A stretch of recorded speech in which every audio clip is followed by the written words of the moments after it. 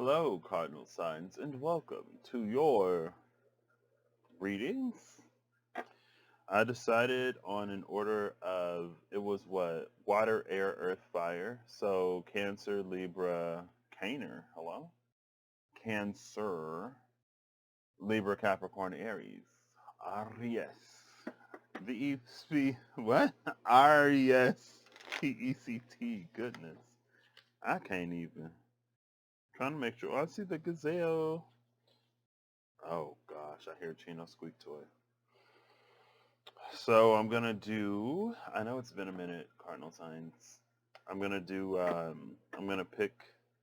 I'm gonna pick. Yeah, I guess I'm gonna choose, select Divine, a Magical Dimensions Oracle card and activator, and then pull some of the Wild Unknown, Tarot, and Animal Spirits. Ooh, the Wolf and the Crow. That's interesting.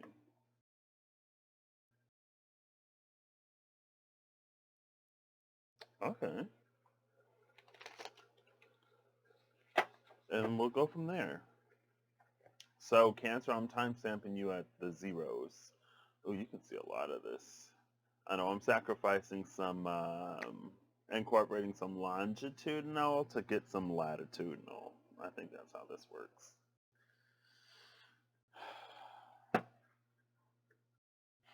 So let's see. And I can see the time. The time is a little tiny, but it's fine. I'm going to say Cancer, you start at the zeros. So, you know. Actually, I won't. I'll go 2 minutes for Cancer. And then I'll put the introduction up here. Intro 0000. Okay, Cancer. So let's give this a few shuffles and see what's up for you in the now-ish moment. Take it as it resonates always. And if it don't apply, let it fly. If it ain't for you, let it be.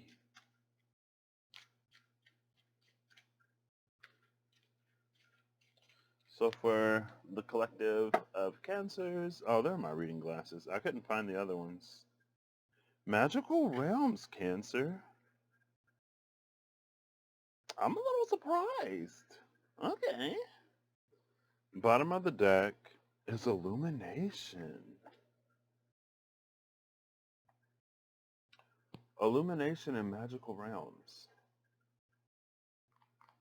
And under that is Oneness. Oh, I forgot. I feel like you can appreciate all the details of this now. What? What's in the water? Hello? I've never looked in the water before.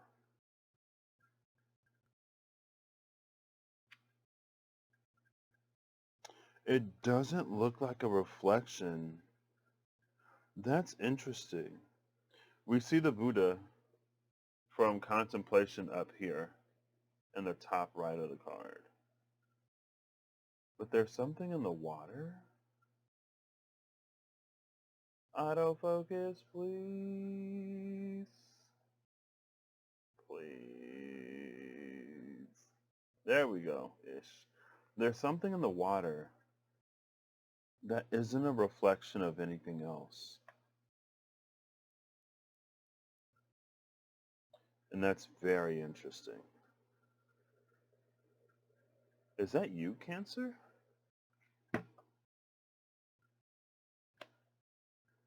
Let's see. Magical Realm speaks to belief, confidence, co-creative power. It's number 28. Illumination, number 23, speaks to expression, positivity, and joy, and inspiration.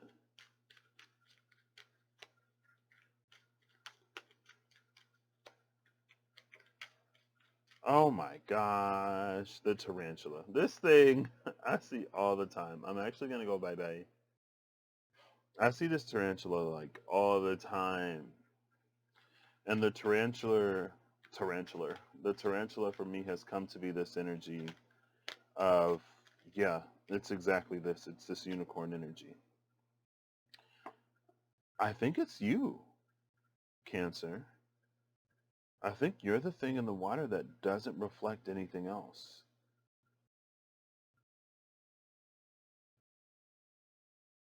I'm so confused. I'm not confused. I'm so bewildered, I guess is the word I want to use. Like very bewildered right now. Um, let's, oh, no, not that way, this way. There we go. Very bewildered. So tarantula for me, it's this energy where you're bigger. You look like a spider. You have a lot of the same attributes as a spider, so you try to live as a spider, but the life of a spider isn't necessarily the same as the life of a tarantula. And so while there are things that you can fit into, it feels like you never quite find that place in space because you're bigger than the average spider. And bigger doesn't mean better. It's just different. But because you're bigger, you have to interact in a different way, right? It's like the tarantula's web isn't as sticky because the tarantula doesn't rely on catching its prey in its web. The tarantula is probably also less sensitive to vibrations because it doesn't have to rely on catching prey in its web and being like immediately notified of where they are within it, right? And so in that it almost does feel like a lack of sensitivity in some way, which is interesting because you're a water sign, you're Cancer.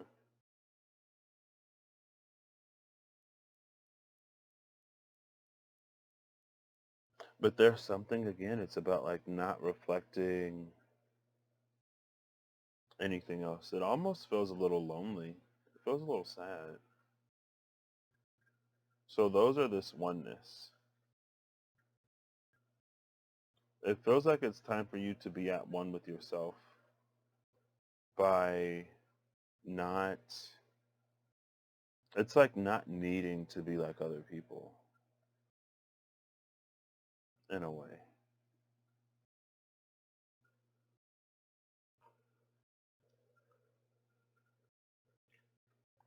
And it feels like there are things that you may sacrifice or things that you may try to force yourself to do or to get into to fit in with those around you.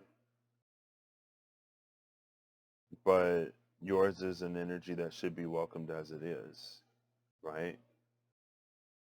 Because if you do anything else, it takes away from the magic of these magical realms. So, over here with magical realms, I'm actually going to read both of these first because I'm feeling it, and then we'll get into the cards.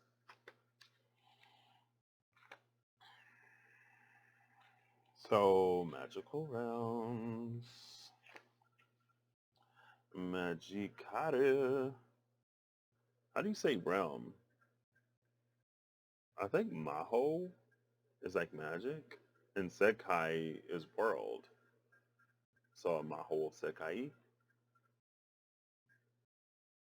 is a magical world. Anyway, Japanese. Magical realms, it's belief, confidence, and co-creative power, connected with the elemental green color ray. Magical realms resonates to trust in the unseen in magical realms. All souls are all endowed with the ability to commune with otherworldly and interdimensional beings, and as belief in their existence grows in strength, the ability to also communicate and co-create with them becomes possible. Crossing the boundaries of these limitations provides the confidence and trust in the soul's enormous power for creation into reality. It is only in your perception that you may be in limitation. Believe and know that you are far more powerful than you realize. Trust in this. Reach out to the elementals to cultivate trust in your own abilities. The energies around you are vying for your attention, so listen to the wind, sea, earth, and sky, and your answers will swiftly come. You have the ability to create your own reality. Believe in this. This is connected to cat's eye diopside and bay laurel essential oil. Illuminations. Again, is connected to expression. There we go. There we go. There we go. Expression, positivity and joy and inspiration. Illumination resonates. Oh, it's also connected to the green blue color ray. Illumination resonates to expanding and illuminating the essence of soul light. This sacred ray inspires all beings to always shine luminously from the heart. It's a reminder of the heart's capacity for full expression and to honor this origin of brilliance that arises deep within the soul. This radiant ray continually pulses regenerating waves of bliss directly into the heart space for ultimate replenishment. So with this, I feel like again it's going back to that soul power and it originates in the heart. And that's why I feel like you pretending to be a spider or wanting to be a spider or trying to be a spider, it takes away from whatever magic lies within these magical realms. Because that's a heart in it's a heart that's like searching for validation and affection and stuff like that, right?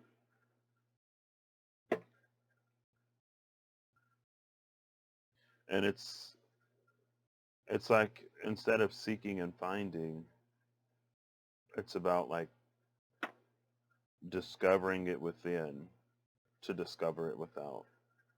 Phoenix and Death. I'm actually going to pull both of these.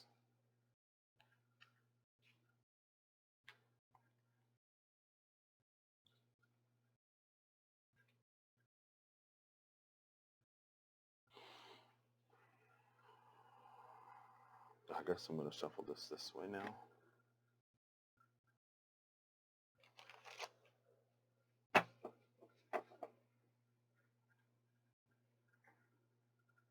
This feels like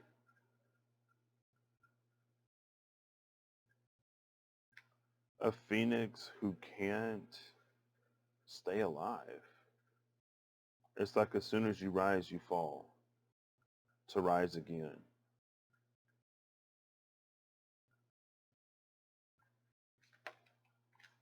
The rabbit. Yeah. As soon as you rise, you fall to rise again. And what it does is it creates this fear. Or it creates a belief that this is all that there is when there's so much more. But again, that's why it feels like it's important for you to own who you are and to be all of who you are. What is this rabbit fearing?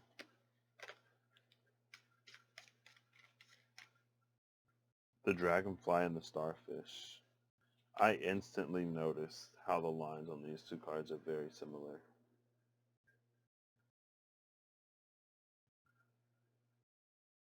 It feels like it fears self. This feels like a regeneration of something. It's this very like unicorn energy. And look, we have fire, spirit, earth, water, air, spirit. All elements are here, Cancer.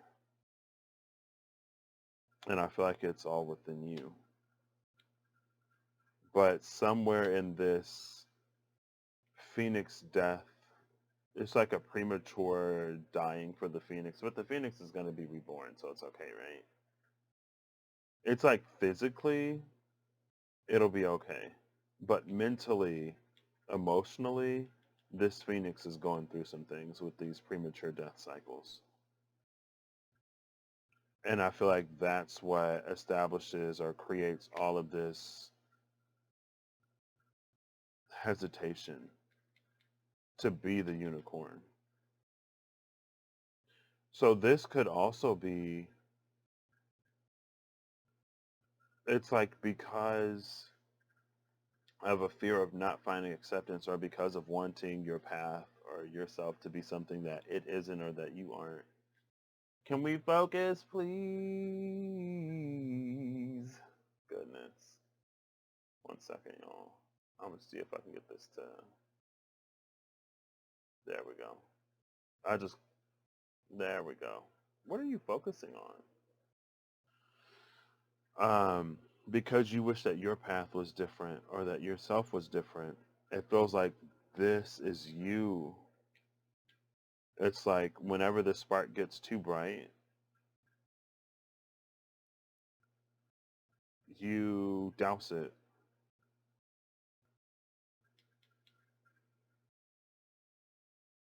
It feels like it's very concerned with what other people think. So here the left feels like an internal direction and the right feels like an external direction.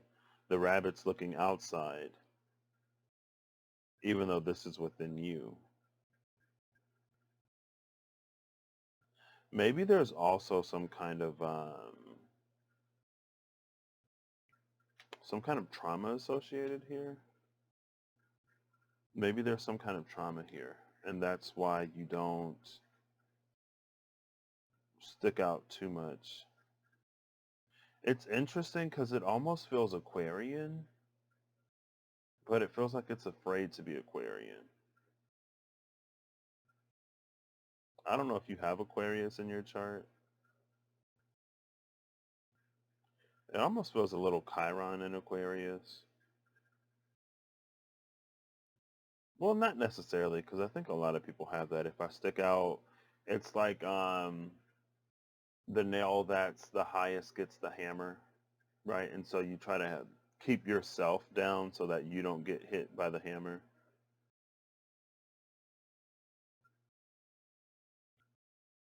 And I feel like that in itself is illuminating something within your heart. And it feels like it's keeping you out of all of this magic, right? Okay, well, you see these two? It's like the rabbit is afraid to be, but in magical realms, it's all of who it is.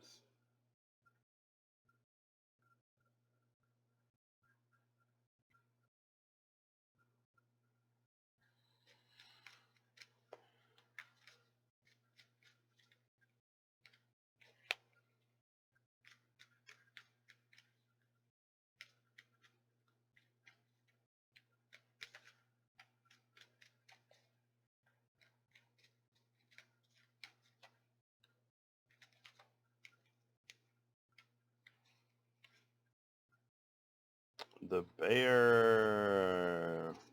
Talk about hibernation. What else?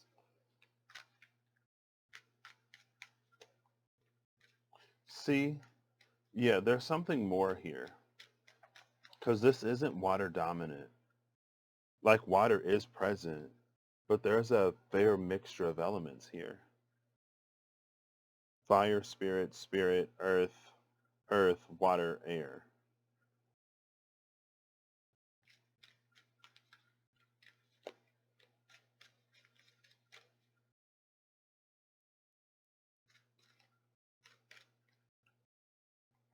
I feel like it feels like the magic is, maybe that's where I'll leave it, with the bottom of the deck being the star and the Seven of Pentacles.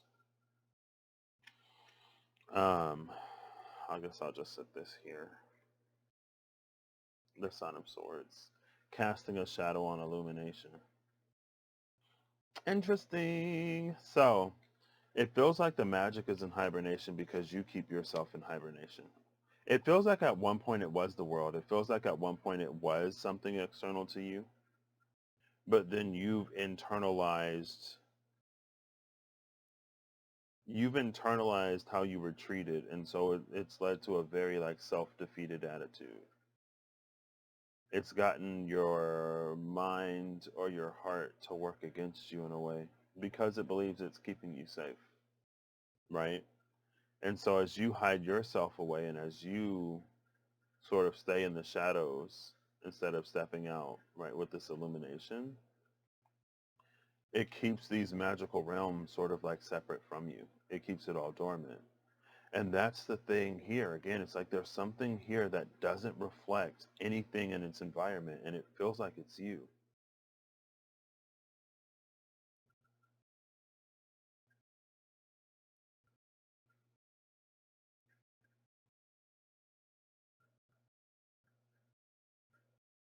Where is the card of contemplation? Maybe it will provide some assistance. It's right here.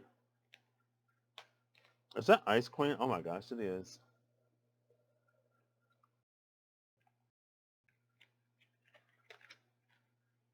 They're kind of different, but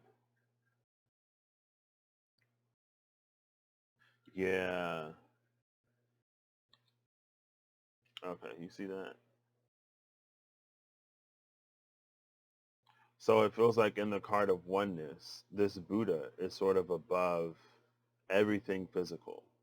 But in the card of contemplation, there's something even higher above that that's linked to the physical. And these mountains are different. It's like the environment is slightly different. Actually, these it could be the same, but this is in the daytime, this is at night. And so there's this like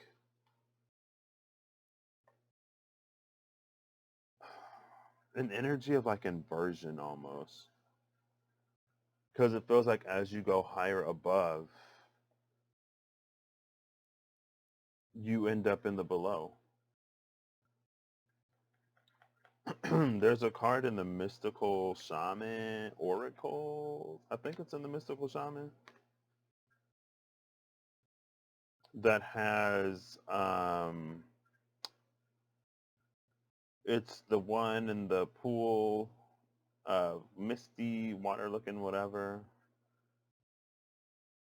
It feels like as you go higher and then you come up here, you actually emerge from the water. This is sitting between the third eye portal, which is vision, clairvoyance, and clarity, confusion when out of balance, and Ice Queen, introspection, self-analysis, and fortitude.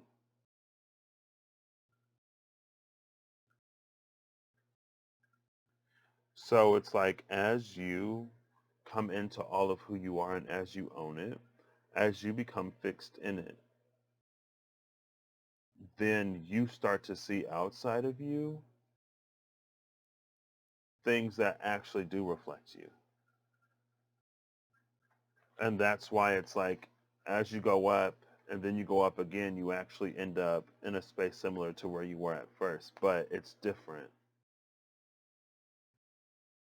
It's this space, but in the light of who you are, actually. The light provided by this illumination and this phoenix energy here.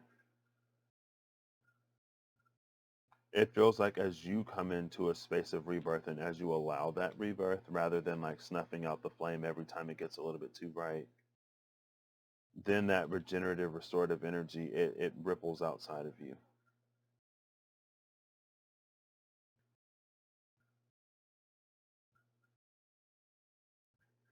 I'm going to read Ice Queen because I feel like hers is an energy that's so easily misinterpreted because of what an Ice Queen is colloquially. I think that's how I want to say that. Ice Queen, introspection, self-analysis, and fortitude connected with the silver-white color ray. Ice Queen resonates to personal power and liberation from the shadow self. This revealing ray ignites strength and fortitude, calling forth a presence from the depths of the soul to penetrate through the most difficult of challenges and trials.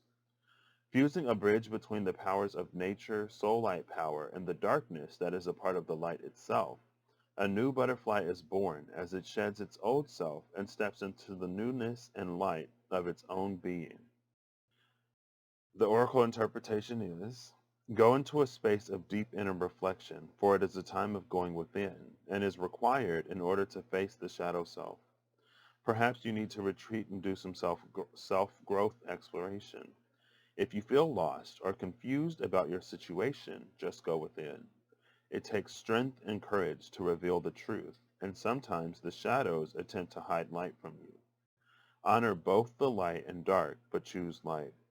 Connected with snow quartz, phantom quartz, and the winter green essential oil. Yeah. And as you do all of that again, it's like there's that bridge that's fused within those disparate parts of you.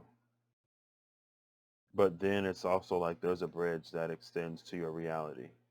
It extends outward, and that's again this energy. And you see how like there's a thing coming out of that water glowy orb thing that she's holding. So it's this energy of like you're more than just water. But water is how you communicate with your environment in a way. Or it's how you project outward. I don't know.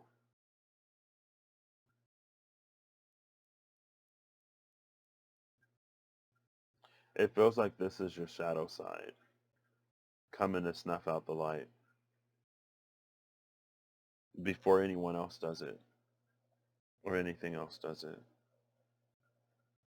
It's not easy, Cancer, but there's so much freedom and so much beauty to experience if you can allow it. If you can allow you to be free and to be yourself fully 100% authentically, it would change your experience because it feels like these are like tiny ponds that you don't really want to be in anyway. They feel suffocating in some way because they can't accommodate the full light of who you are. And so it's like there's something that you sacrifice internally just to feel like you have a place, but it feels like it's a place that doesn't really provide any reassurance or any comfort or any safety, again, because the fullness of you isn't welcomed.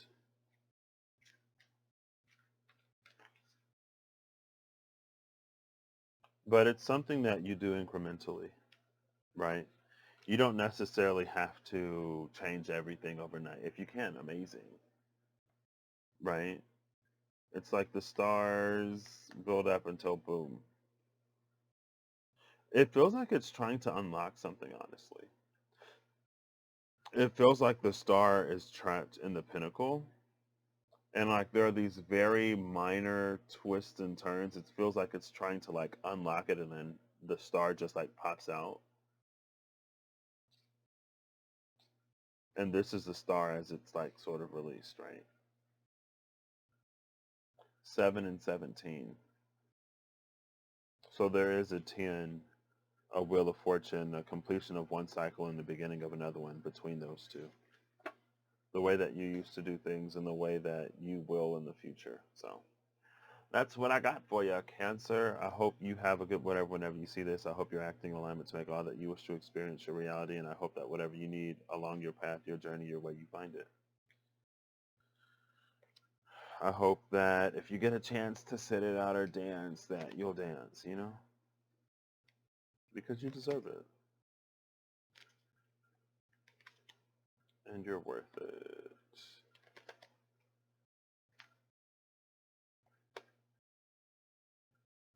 Ooh.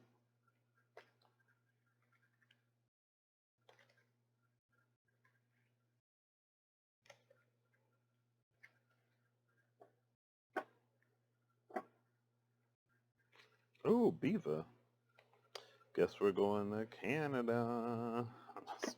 I'm kidding.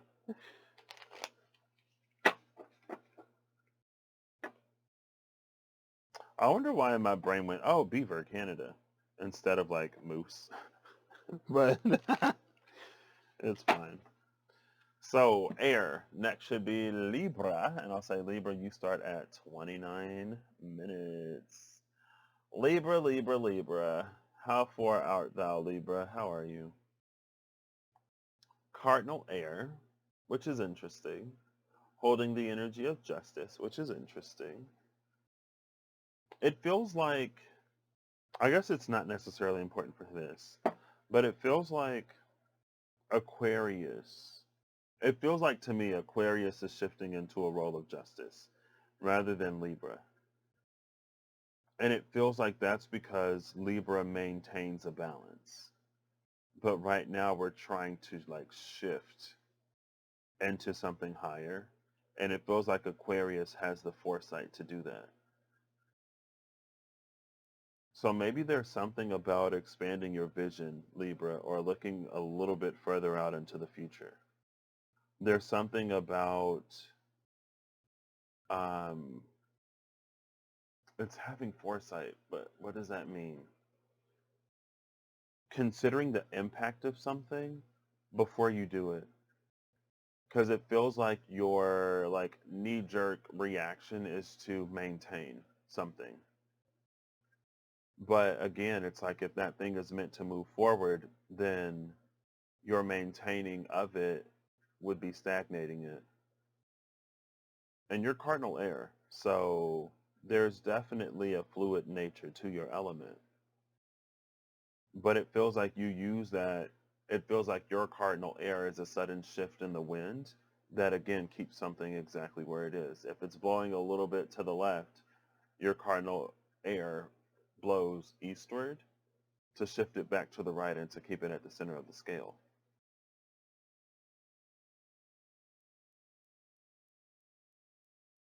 I don't know. Maybe there's something that needs to change in your life, Libra, or you're facing a change in some way. We'll see. So for lovely Libra, I don't know why I want to say lovely Libra. Okay, wow. Oneness and root portal with the guardians at the bottom of the deck. 30, 33, 37. Oneness and root portal. Oneness is balance. Hey, there we go. Balance, patience, divine masculine. Root portal is vitality, stability, and survival, and it's fearful when it's out of balance.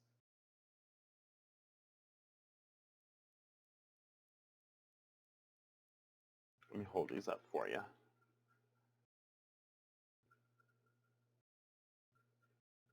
Oneness and root portal.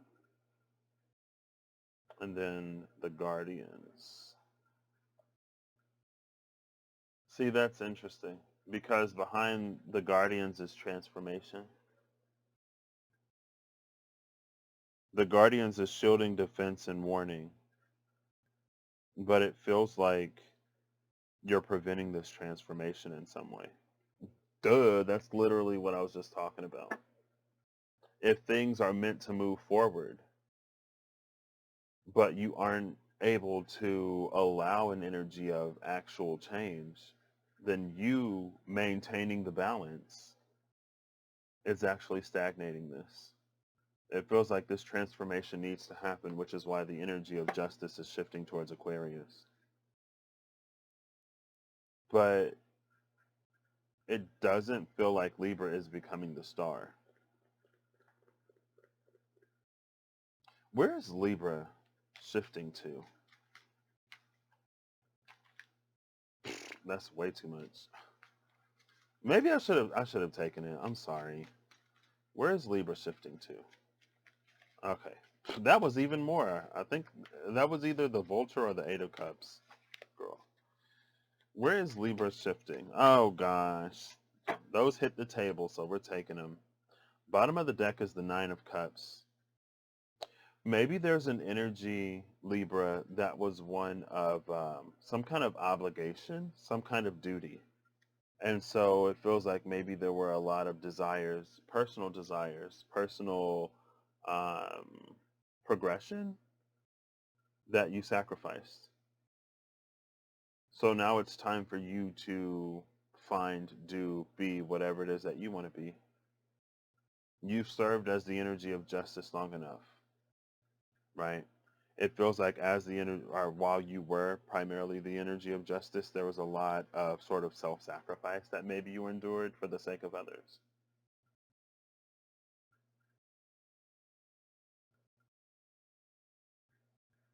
And it's interesting because again, it feels like with the moon here, it feels like the moon is like somehow making those other two planets less observable. Like there's a conjunction happening up there.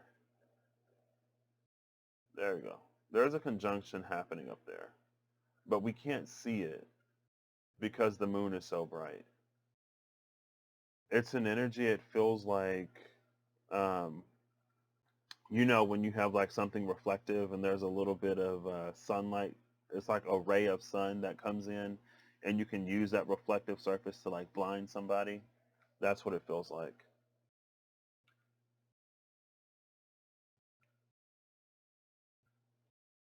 there's something that you're trying to hold or maintain or keep around that it's time to let it go.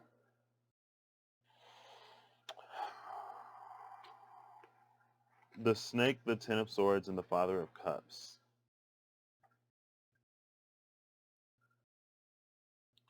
There's this energy here.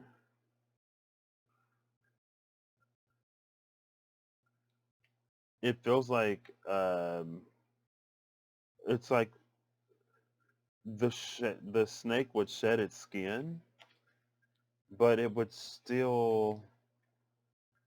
It's like there were these surface wounds, maybe. And as the shakes, every time the snake sheds its skin, it internalizes it more and more, in a way. There's something about shedding your skin but still holding on to the pain and then being colored by it in this Father of Cups.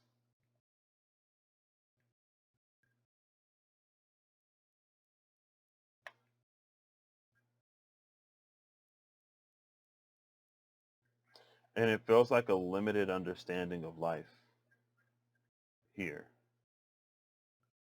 It feels like this flower of life pattern should be infinite, but it's contained within the confines of a snake that even when it sheds its own skin, it remains the same.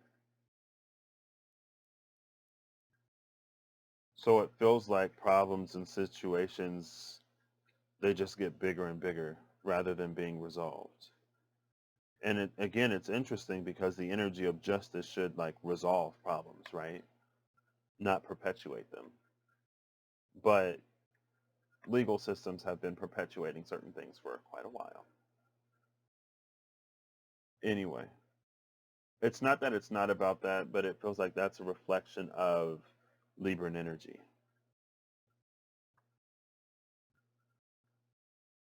And maybe it's like in the interest of maintaining harmony. It feels like the things that you do in the interest of maintaining harmony and balance and a sense of community that ignores root issues. It's an energy of someone who would ask someone else to suffer in silence so that they don't have to be mentally, emotionally, or spiritually bothered by how their actions and beliefs affect others. And it's that very interesting energy that like whenever you sort of step on someone else's toe, you would ask them not to cry rather than, stop stepping on their toes. It shows where your priorities actually lie. And they lie in, and it's not, this isn't you specifically. This is the energy of justice and how justice has been played out, especially when it comes to unfair treatment and stuff like that communally. So this isn't necessarily you, Libra. This ain't you. But it's the energy of the people who would call disruptive someone else pointing out things that are actually happening.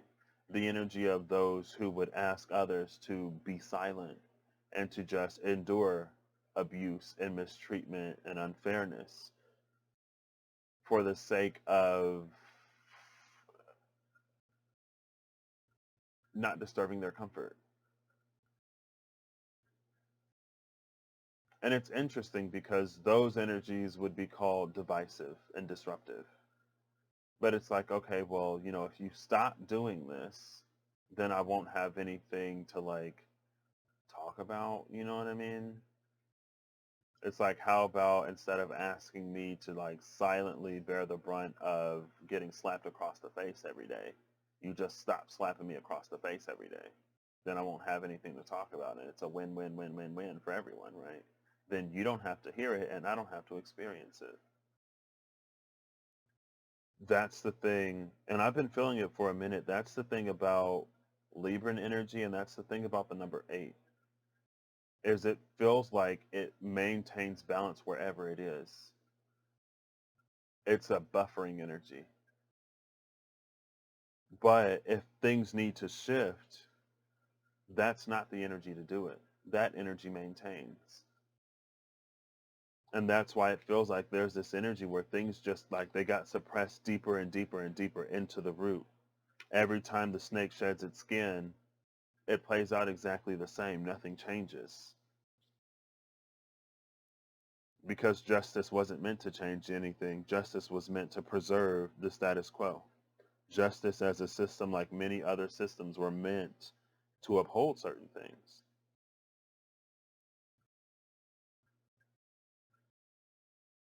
And that's why it's shifting to Aquarius. With this Nine of Cups, this is a Piscean energy, right? It's just like with the age of Pisces. Like you think with so many religious and spiritual belief systems that preach love and acceptance and compassion and kindness to others, to everyone, that we would have a lot more love and compassion and kindness in the world, but we don't.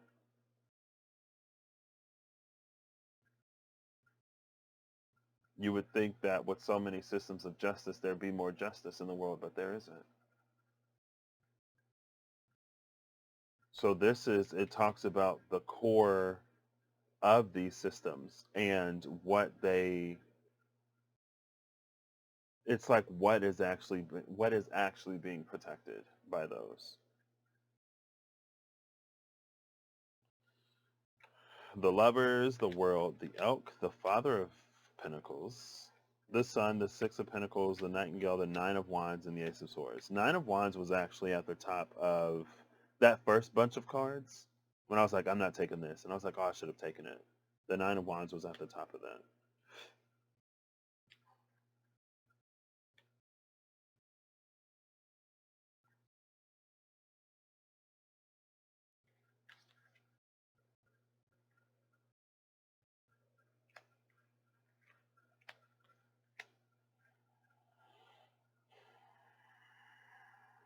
I don't know if you're going to be here, Libra,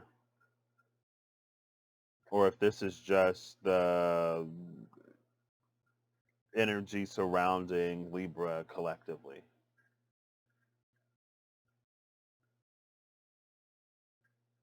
The Lovers, the World, the Elk, the Father of Pentacles, the Sun, the Six of Pentacles, the Nightingale, the Nine of Wands, the Ace of Swords.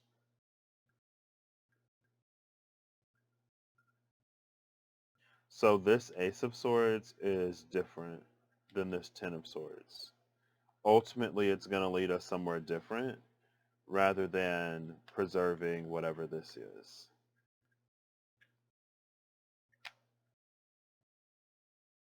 Also, the snake is reminding me of the World card because there's, see this little thing around the whatever.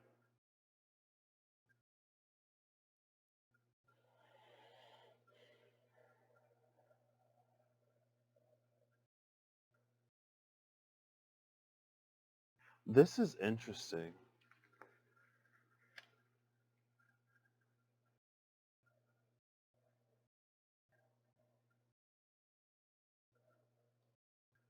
It feels like there's something here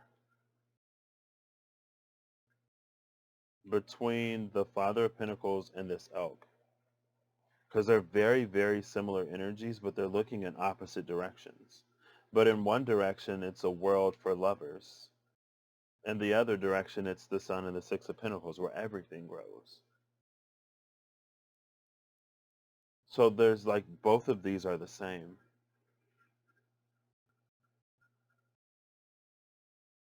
Libra is here between these two. This is where Libra needs to situate itself rather than this Ten of Swords.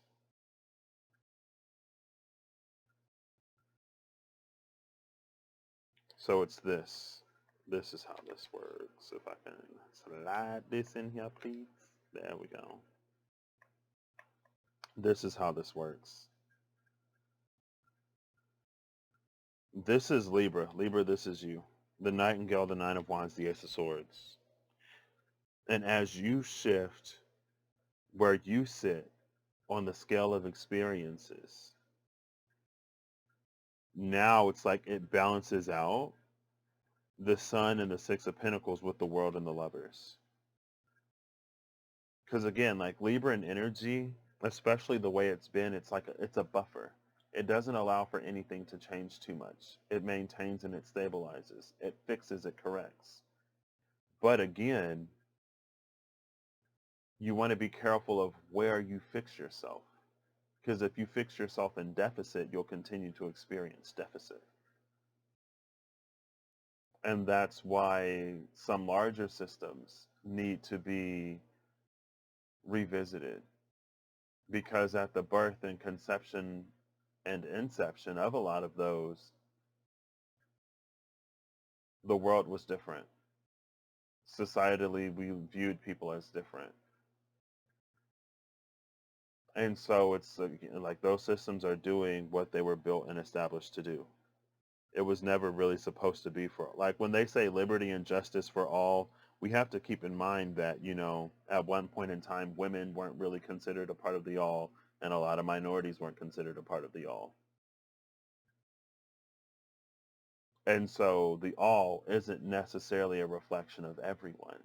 The all is a reflection of those who were deemed worthy of having rights and owning land and stuff like that, right? At the time of their inception. That's why we need to take Libra out of it so Libra can re-ground itself somewhere else. So Libra can like plant itself somewhere else. And in the meantime, we'll leave it to Aquarius. Because Aquarius is the energy of things shifting forward. Aquarius is the energy, it's like humanitarian. It is the all. Libra, and again, it's not a person in general. It's energetic, right? We're zooming all the way out.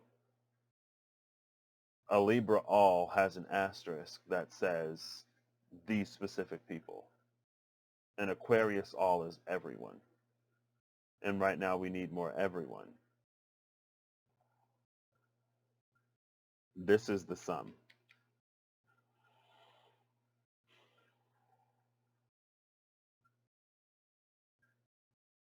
I remember at the beginning of Good Omens, they said that Earth is a Libra. And this feels like the nightingale. It feels like the Earth itself is calling for something more, is calling for something different. It feels like you too, Libra, are calling for something more and you're calling for something different. It feels like you, though, you're calling it from outside of you, if that makes sense. Or it feels like Libra, since yours is an energy of balance, you need to find it outside of you. It feels like you need to find it far enough away from your comfort zone or from everything that you know that you, again, you pick up the scale and you set it there. Because if it's too close to where you are, you're just going to do your Libra thing and balance it out and not really go anywhere, not really move anything. And that's why this Nine of Wands is here. And the Ace of Swords.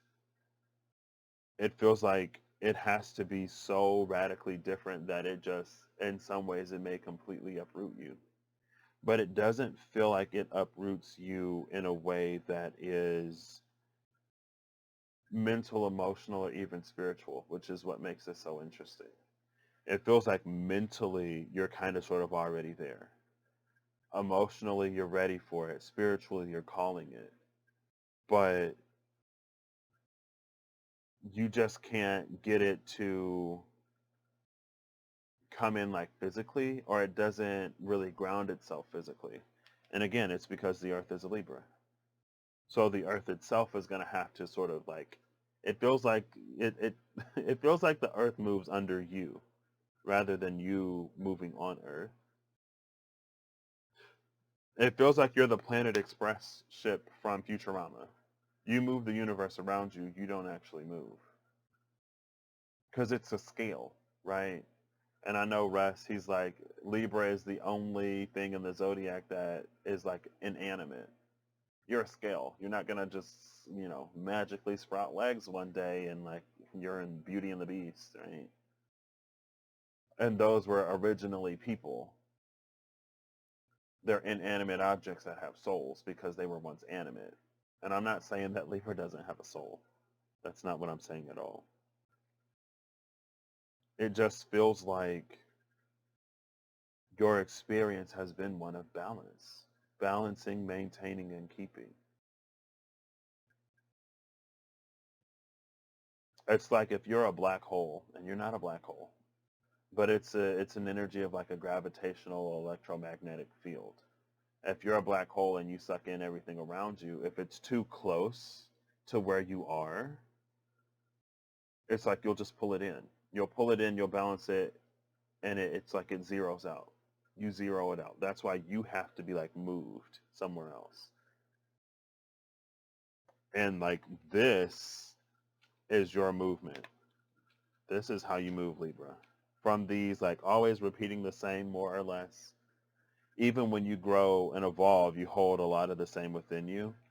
Moving up, picking up, coming over here.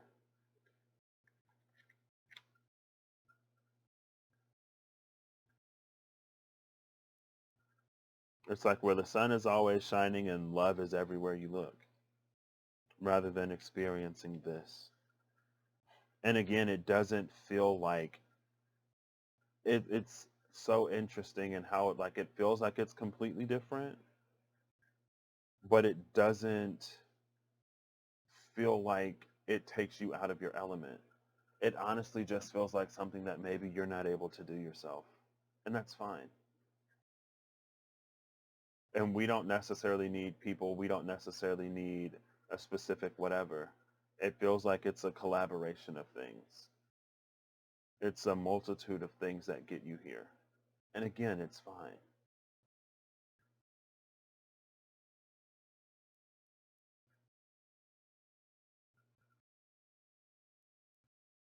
I also love that there's a six here in the Six of Pentacles and a six here in the Lovers. There's a X select VI, XXI, XIX. There's something that is very balanced here, but slightly different. And again, like that's Libran energy, right? You balance.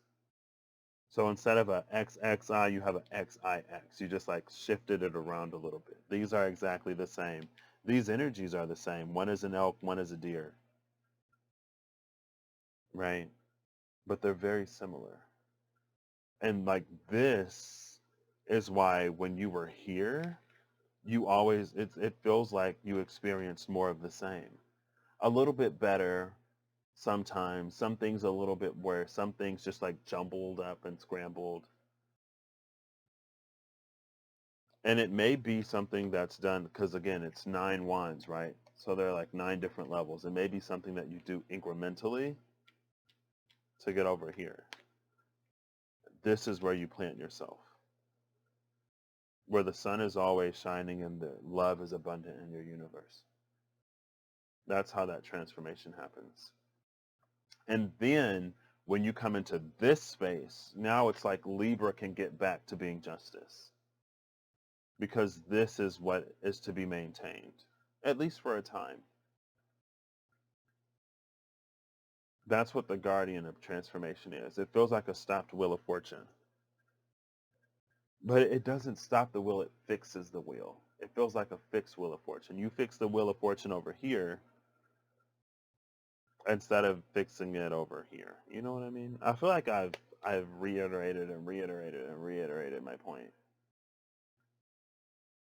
But it's allowing yourself to go in the direction that you actually desire. And I love that chariot behind this Nine of Cups. I love it.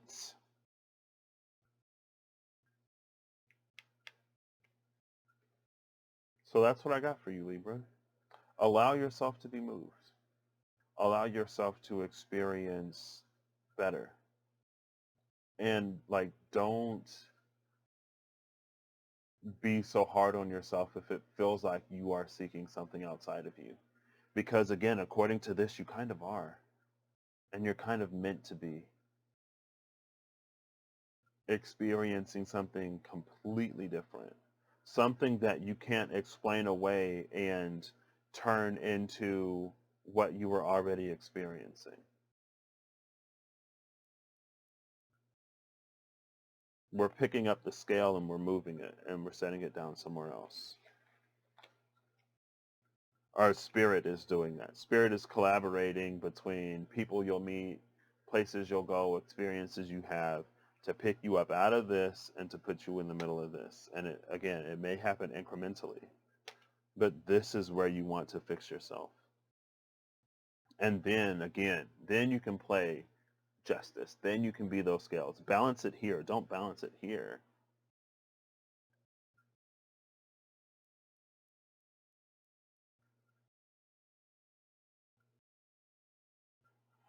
Thirty 33 or 3330, 333.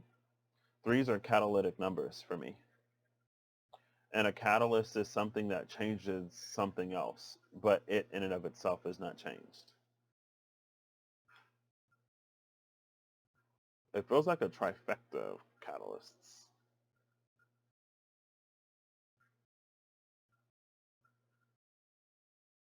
And so something is changed. Interesting.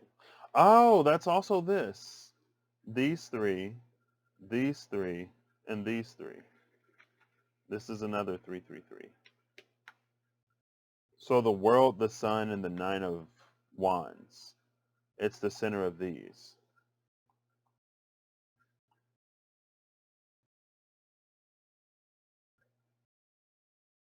And it feels like the nightingale and the lovers is a connection. The elk and the father of pentacles is a connection. The six of pentacles and the ace of swords is a connection. See, there's something here that understands, and then there's three cards over here. There's something here that understands how Libra works in a way, because it feels like these connections actually help it move, like a pulley, or what do they call them, like simple machines, like inclined planes and pulleys and things like that.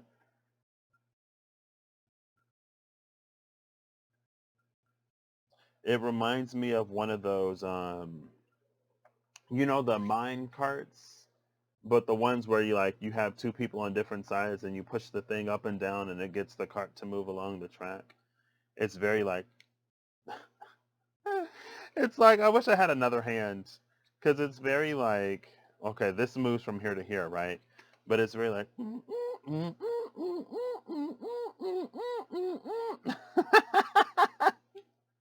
it's very that, okay? That's what I got for you, Libra. Allow yourself to be moved. And again, like, I feel like reiterating it. I feel like saying it over and over and over. Like, don't feel bad if it's something that you don't feel that you can do yourself. Because it's like Spirit knows who we are. Spirit knows how we are. And Spirit knows what we need to get where we're going. Like, I'm the type of person, I can be very stubborn and very fixed. And so it's like there are times where, like, I feel like Spirit literally has to hold my hand to get me to move, because I can be so stubborn and so fixed.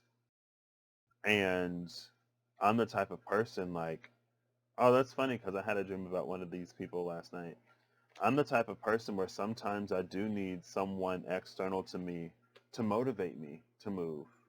Or I was in the past. I try to not be now in the present. I try to intentionally be a lot more self-motivated. But also, if someone comes into my life and I know that I'm supposed to be somewhere, I don't mind letting them be the reason why I go or I stay. Because I know that, like, even if they aren't necessarily permanent, something about that place, I'm supposed to be there. And I remember, like, so for me, my freshman year of college, I was absolutely miserable. I toured Purdue 3 times. I loved it. I just knew that that's where I was meant to be. But then I got there and I was miserable. I was like alone. I was also isolating myself and not getting to know anybody. And there was this one dude on my floor who was the first person I exchanged words with, right? I walked in freshman orientation and he checked me in at the table. He lived on my floor. He was gorgeous. He had like these piercing blue eyes. I crushed on him, of course. And I was like, he's really nice. He's cute.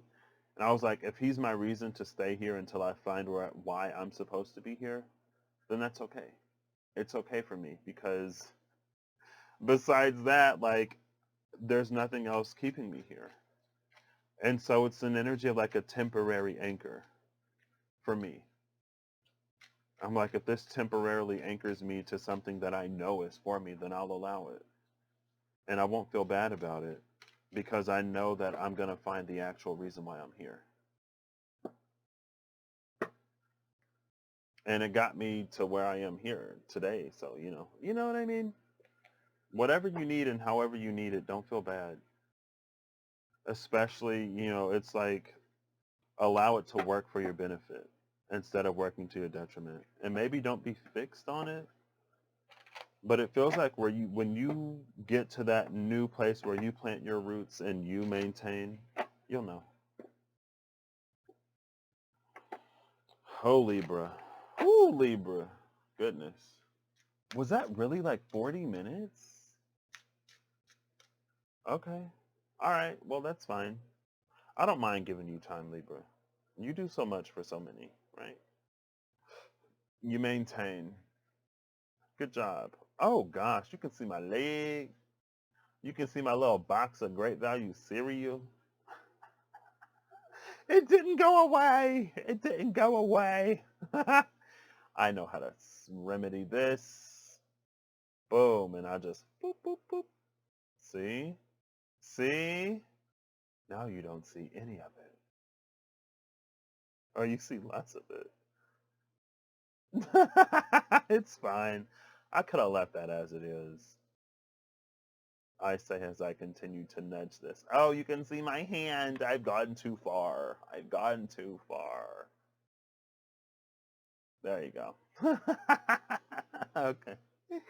I hope you have a good whenever you see this, Libra, and I hope you're acting in alignment to make all that you wish to experience your reality. And I hope that whatever you need along your journey, along your way to get where you're going, I hope you find it. And I hope you give yourself grace as you go through or as you experience these shifts and changes.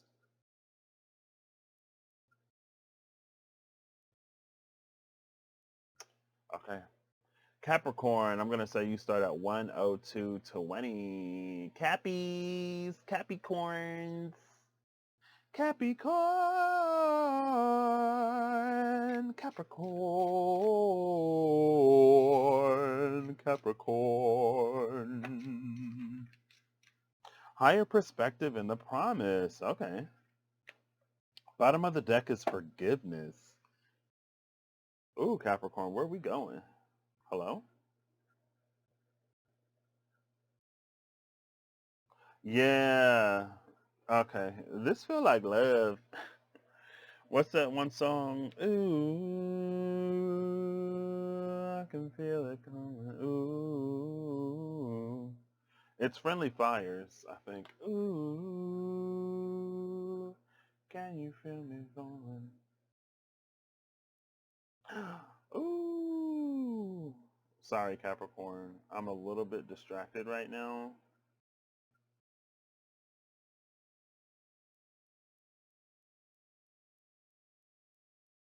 Someone is going on a social media hiatus for a month on one platform because it's gotten unhealthy. Maybe that works for you. And it was posted 44 minutes ago. And this isn't a person that I get a lot of updates about, Capricorn.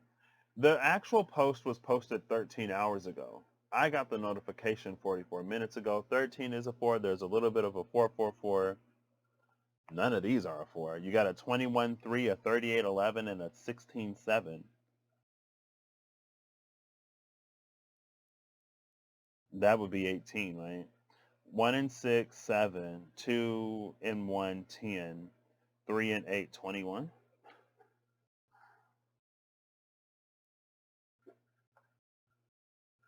Hey Siri, what is 16 plus 21 plus 38? I don't feel like doing that. 16 plus 21 plus 38 is 75. 75, which is a 12, which is the mirror of this higher perspective. It's a 3. Okay. Excuse me. Higher perspective. Why is that? Bring me a higher love. I don't even know that song. I just heard other people sing that part. Woo! Capricorn, what's going on? I feel like so distracted and all over the place. Oh, is this one of those things that happens where... Okay, never mind. If this ain't you, Capricorn, don't take it, okay? It might just be me. It feels like an energy of distraction, though. But it feels like a purposeful distraction, like purposefully distracting yourself from something for a reason. Maybe it may be some comfort. Higher perspective is the cosmos, awakening, and unity. The promise is soulmates, attraction, and partnership. We have an energy of unity on one, an energy of soulmates on the other, and of partnership. Unity and partnership here.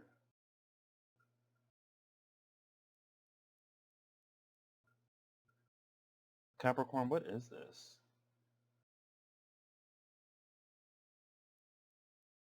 I feel like my body internally is getting really cold. Like it's getting really cool on the inside, which is weird. Usually it gets warm, Capricorn. What is happening? Oh, Capricorn, what's happening? What's happening, Cappies? The Cobra is here with, oh my gosh, oh my gosh, oh my gosh. I started y'all singing Capricorn. What is that?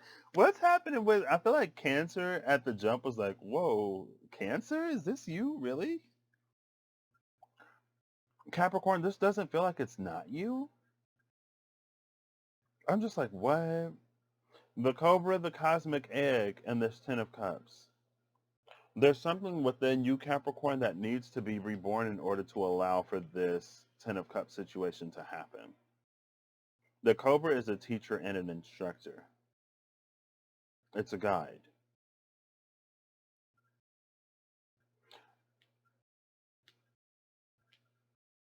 That's this.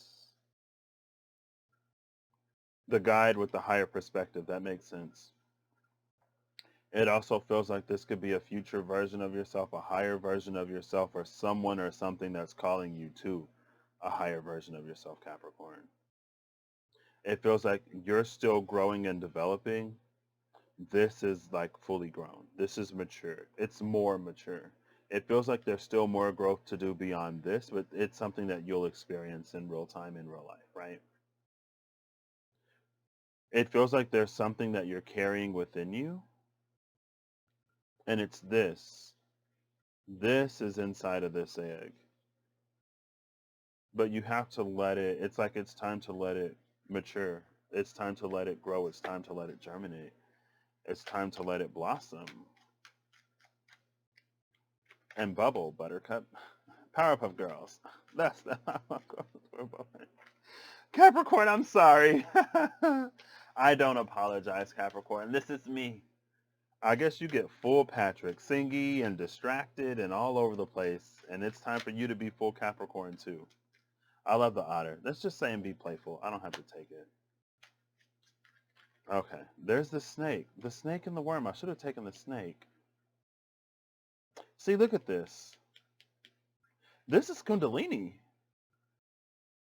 Capricorn, what's happening? And it's Earth. See, it's like there's one snake that's more mature.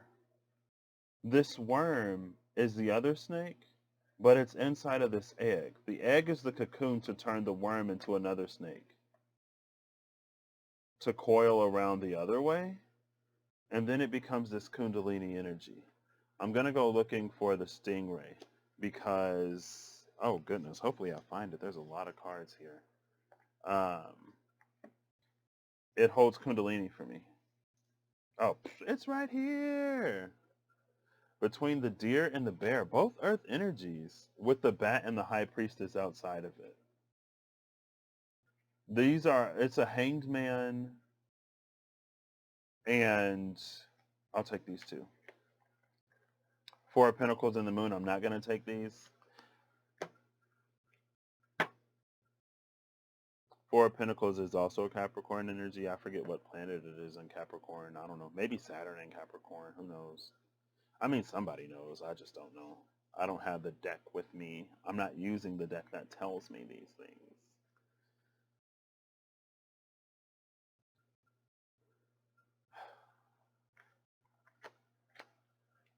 This is here. Or was it? These two were outside. Okay. So the bat, it's a hanged man, but it's no longer stuck, right? It's moving. The hanged man in the Wild Unknown Tarot is a bat, but it's like asleep. Even though it's like nighttime. It's a bat that like sleeps at night and it's active during the day. This is, again, it's that mobilized hangman energy. It's free to move under this full moon. I remember last time I saw the hangman, it was this energy of us learning to use our echolocation because we've been overly reliant on the sense of sight. Because we were overly reliant on the sense of sight, that was a bat that was active during the day instead of during the night. But when you learn your echolocation, when you develop out and build out these other senses, and it could be related to higher perspective and the master frequency of the cobra, as you build it out, you get to navigate those spaces that are naturally yours. A space that is naturally yours, Capricorn, that you may not necessarily feel the most comfortable in is the space of emotion. You're the sea goat, right? More than just the goat. It feels like Capricorn can go as low as it can go high. Capricorn can go deep, but in a very productive way. And it's a productive way because sometimes when we go deep, we get lost. Even us water signs, right? With me as a Pisces and even with Scorpios, Scorpionic energies, it's not that we get lost, but it's like we can fall prey to the darkness sometimes when we go down there, especially if we stay too long. If we stay too long, then it pulls us out and it puts us in a position. It's like we can go down there, right? But the darkness of the abyss speaks to the darkness within our abyss, and then we can overstay our welcome. But it feels like Capricorn, there's something that you're able. It's like it's built within you to not have the same, to not fall prey to like the same traps when you get down there, if that makes any sense.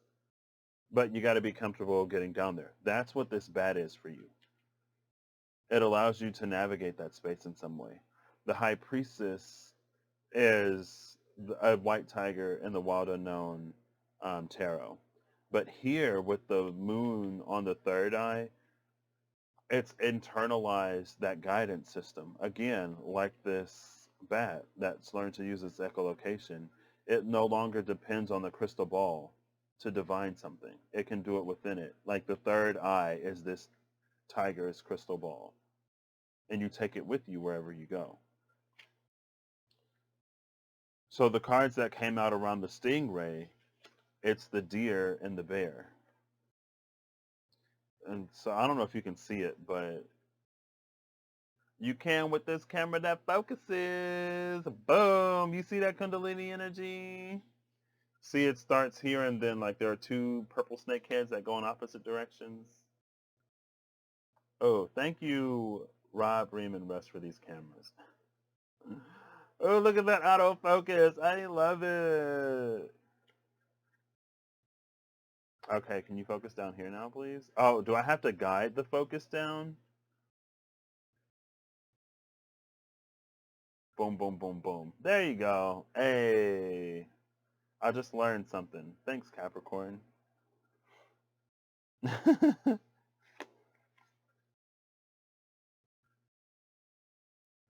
So that's this here. We're bridging this, Cappy. They bridge here, and then this touches these two.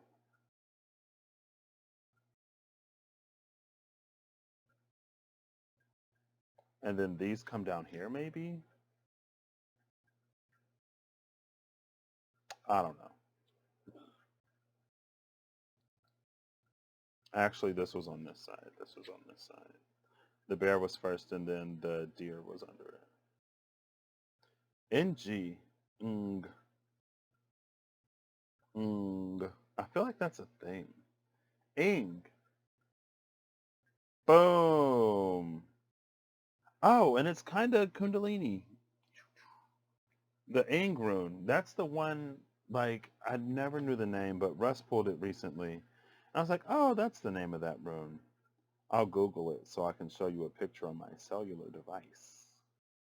I love technology.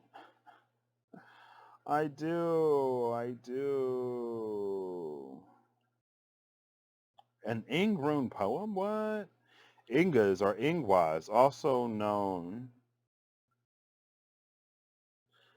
Ingas or Ingwas, as it is also known, is named after the divine hero Ing. Ing is often thought to be an earlier form of the better-known god Freyr. It symbolizes gestation and is a container of energy and potential. The Ing rune can be seen as both the devoured seed and the sacred seed through which life is reborn. What? A rune of male fertility. The English language principle ing adds to any verb the idea of action. Oh, wow. Adds to any verb the idea of action.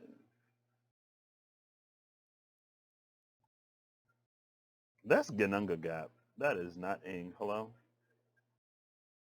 It's this one. It looks like judgment if you hold it that way. Because of Roman numeral 20. Let's go looking for judgment. Sure, why not? I told you, Capricorn, you get all of my antics.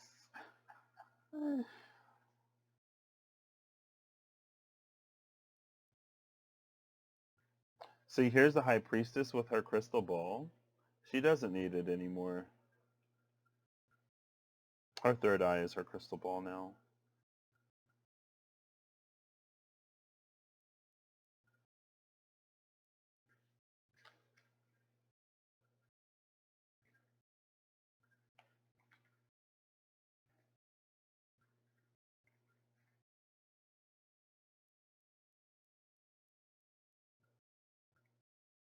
Judgment. Boom, there it is.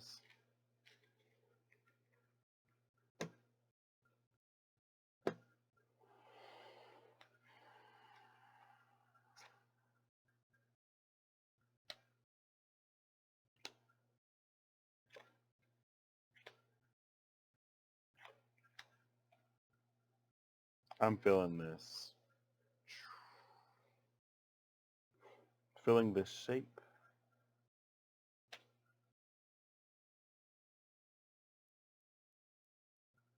I'll put this back. Oh no, I'll keep it up. I'll put it back. I'll keep it here. Like, this disrupts the shape that I wanted. This isn't my, like, now it has this weird thing here, but that's fine.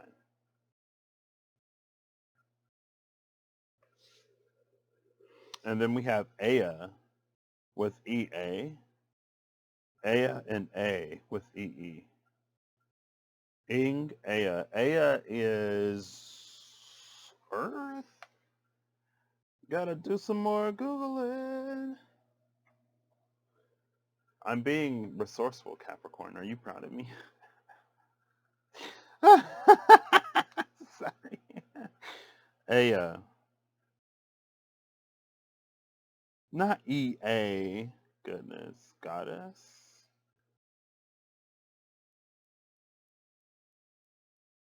Mesopotamian deity.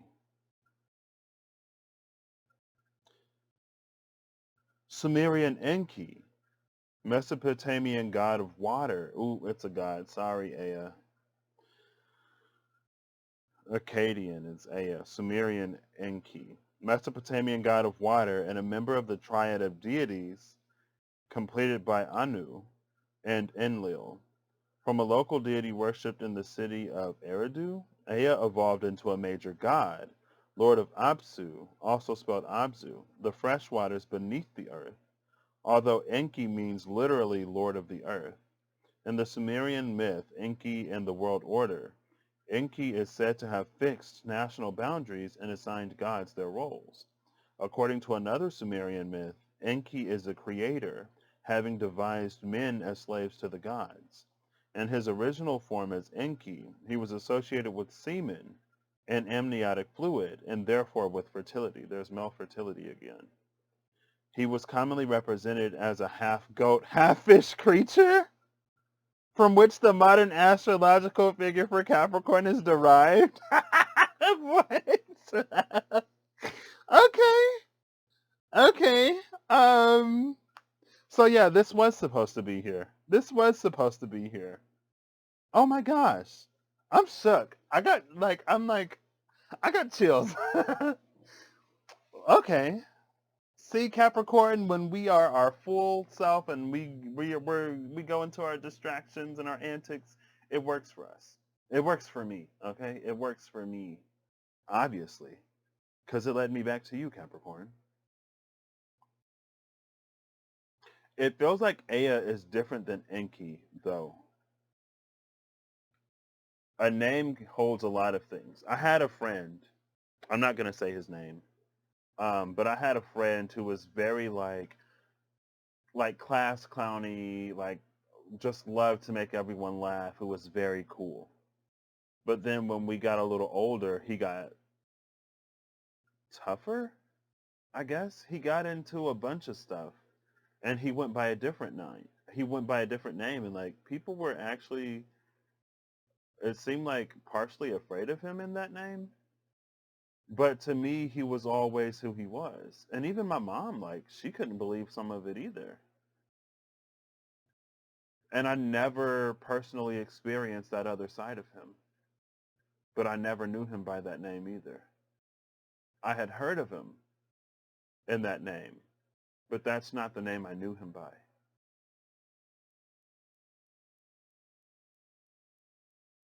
And it feels like he's had a journey to reclaim who he originally was and who he still is. I don't know why he picked up that other name.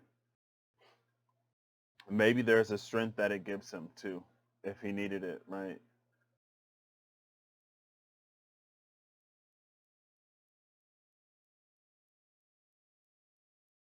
Aya and AA or Aya, A, or is it Ia? I've always heard it. I've always imagined it to be Aya. Enki, half goat, half fish, Capricorn. Okay, let's bring it back. Bring it back. Between Ing and Aya, there's male fertility. What is this?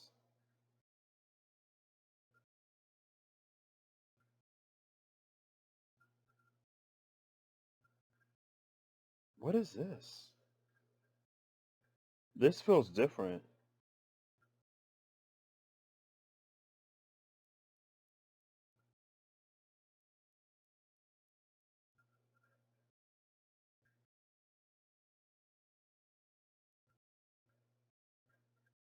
With the blossoming wand here, it feels like the energy of male fertility that interacts with a female fertility that leads to the birth of a baby, right?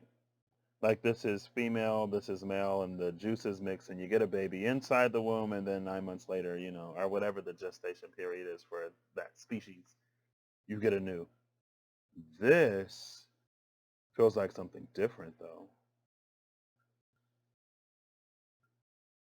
With AA into the Fool and the Cobra,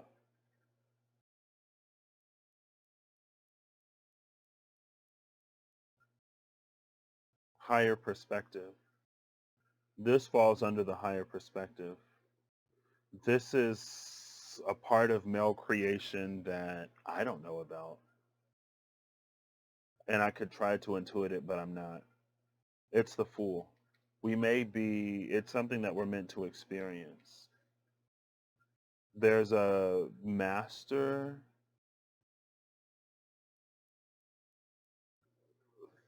this is like,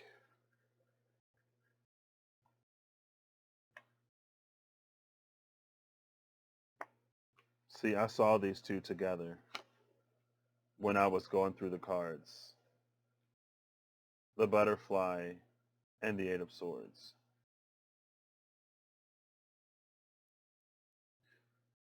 There's something here about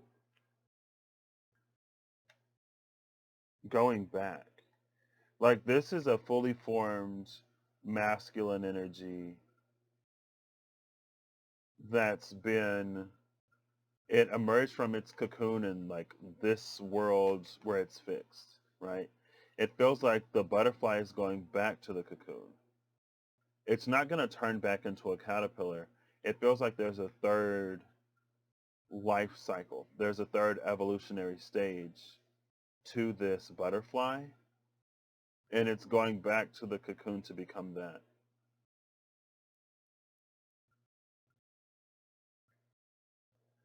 And it's this A or AA energy that leads the butterfly to emerge as something completely new. Not a caterpillar, not a butterfly. And with this higher perspective, it feels like a higher life form, honestly.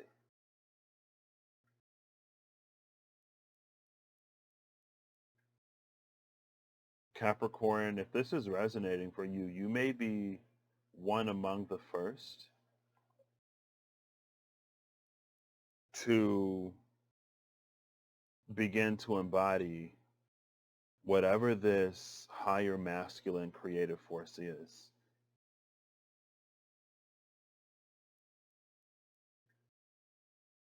And you may be in a position to help teach others or to help guide others. Like your life will be your example, right?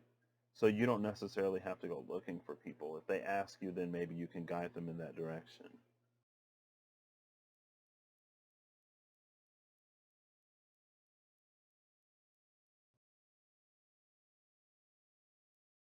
Where the crystal ball is the third eye. Yeah, see, something up here is very like, I don't know what this is.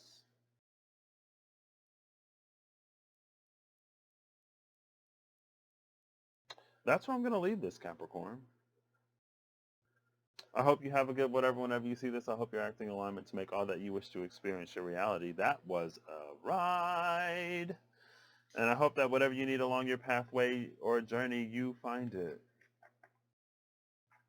And whatever this is, Capricorn, I look forward to this because something about, we have a very earth-based, I feel like we as humans, we do this thing where it's like, well, if something works like, if we observe this in this way, then this must be how the entirety of the universe works. This must be how the entirety of creation works, right? Because women on earth give birth. We give them like all of life-giving energy, or create like a lot of creative things we give to the feminine.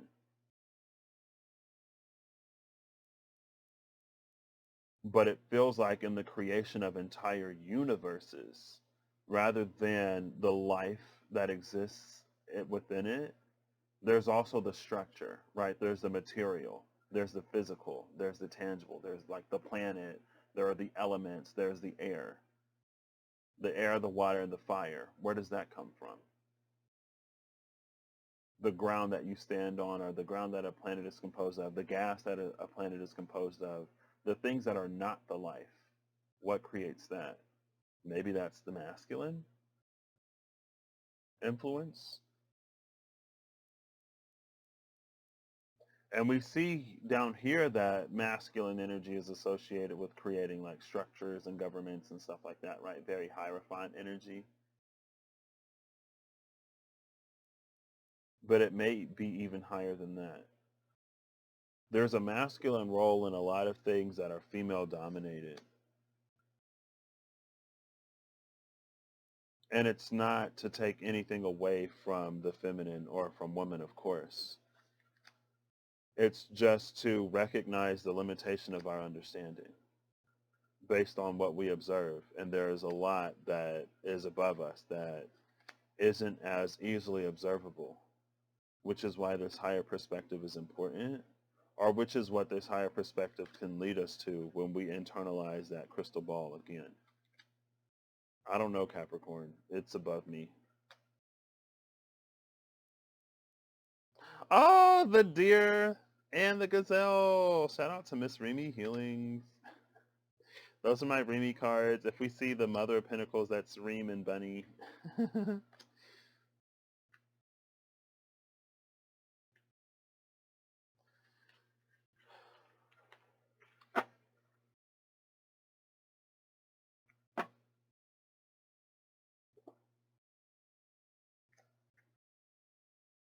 Oh, there's the Mother of Wands.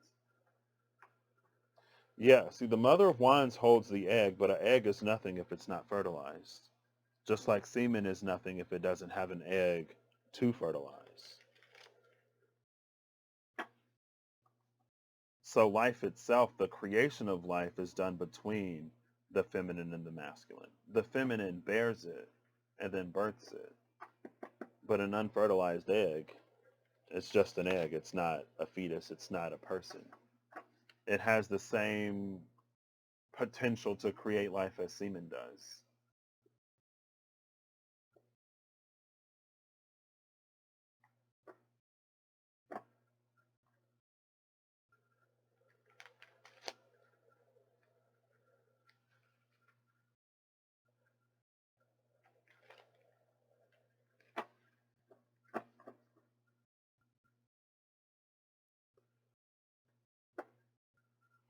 I don't know. I kind of wish I did Capricorn last so I could sit with this. I feel like there's something there that's waiting to be discovered. Gaian awakening.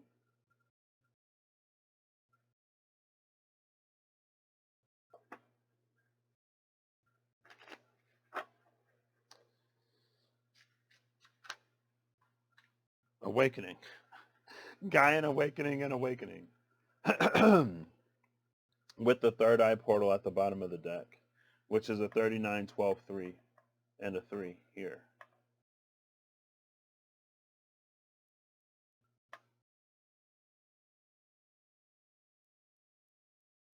It feels like when we awaken the truth of the masculine, we also awaken the truth of the feminine. It feels like there's a lot more to feminine energy than simply being that through which life is born.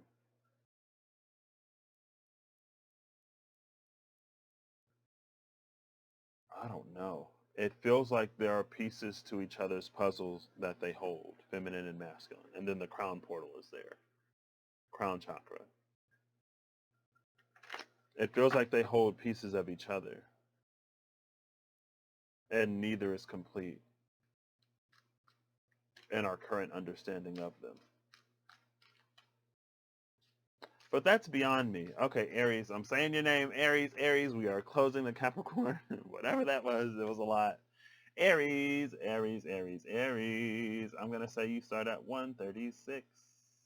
136 for Aries, 136 for Aries, Aries, Aries. Hello, it's actually 134. I'll say 134 10. Aries, I almost timestamped y'all a full 2 minutes. A full 2 minutes after y'all read. Y'all would have clicked in here. I'm like, okay, Aries. Oh, that was really short. Only 2 minutes. All right, bye. And you'd be like, excuse me? Hello? What? Whew, I got this. I need to like shake it out. Oh, Capricorn gave me a chill. It's still in me. And again, it's a chill where usually I feel warm. Okay. It actually makes sense though. Capricorn is half goat, half fish. Aries is a ram. So it's all goat.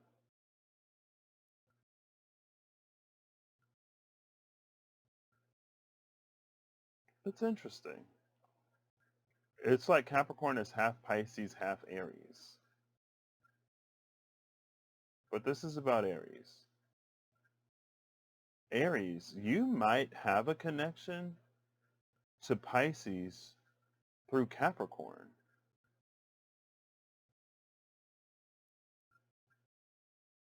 I don't know if you're trying to do something a little bit Piscean, Aries, in whatever way you interpret Piscean energy, but it feels like Capricorn would be your connection to it. It's like you could learn from Capricorn how to grow a fishtail or fish legs. I don't know. I don't know. Take it as it resonates. Maybe, maybe not. So for Aries, challenges. Yeah. That Capricorn Pisces route might benefit you in some way. Even though you square Capricorn. A square is a challenge, but it's a challenge that you learn from and that you grow from. I feel like one more, please. It's a mystery. I'll respect that. Bottom of the deck is exploration, number 15, which is another 6. If this is a 33 or a 24 or a 42, you got 3 6s, Aries. Exploration challenges. It feels like whatever you're being challenged with or challenged by, the answer is there, but you'd have to go find it, Aries. It's not necessarily, it's not that it's unknowable. It feels like it just requires a little bit of expansion from you. And look, I open right to the page. Challenges. It's all about the challenges, new rivals. As you fight for survival, nothing can stop you. Diamond and Pearl Pokemon. Oh gosh. Okay, it's fine. Challenges. This is blocks, fears, and negativity and betrayal. It resonates to the icy blue color ray. Challenges resonates to freedom from fears, negativity, and blockages. Residing in a denser dimension can cause the lower self to succumb to fear-based emotions. This clearing and transmutational ray assists the self in breaking free from uncertainty, negative thoughts, isolation, and all emotions preventing the soul from progressing forward. Emotional blockages and powerlessness are vanquished by this potent ray. A once cold and challenging existence is now replaced with light and faith in the power of divine intervention. If you are feeling blocked, afraid, or stuck, assistance is on the way. So hold on and don't succumb to negative thinking. Even when you feel trapped or stifled, there is always light surrounding your situation. Be aware at this time. Someone in your life may be holding you back from your greatest good. This is connected to Iceland Spa, Lapis Lazuli, and Black Pepper Essential Oil. Wait, I didn't walk it down. I didn't walk it down. Let me walk it down for you. Do, do, do, do, do, do, do, do, do. To help the autofocus focus, you know what I mean? Oof, well, I tried. I have this magic trick I can do where I uncheck the autofocus and then I recheck it. Boom. There you go. This may be the thing. This is how it's coming for you, Aries. Challenges, exploration, and then whatever this is on the other side. And this is like, can you tell? Yeah, you can tell. This is a little bit of a mountain, right? Because this is like the rest of the deck. So that's like 42 cards. I think there are 45 cards in this deck. It feels like while you're out there, oh my gosh, look at the fishtail. Look at the fishtail. If you want to get to Pisces, Capricorn will help you. In some way. I don't know. Maybe watch the Capricorn section if you feel so inclined. I'm starting to warm up internally a little bit. So I'm starting to return. Oh, look, it's still shuffled, kind of. What's the nature of this challenge for Aries? I feel like I don't need to, Nine of Pentacles. We are building up to this 9. Oh, wow. Aries. Aries.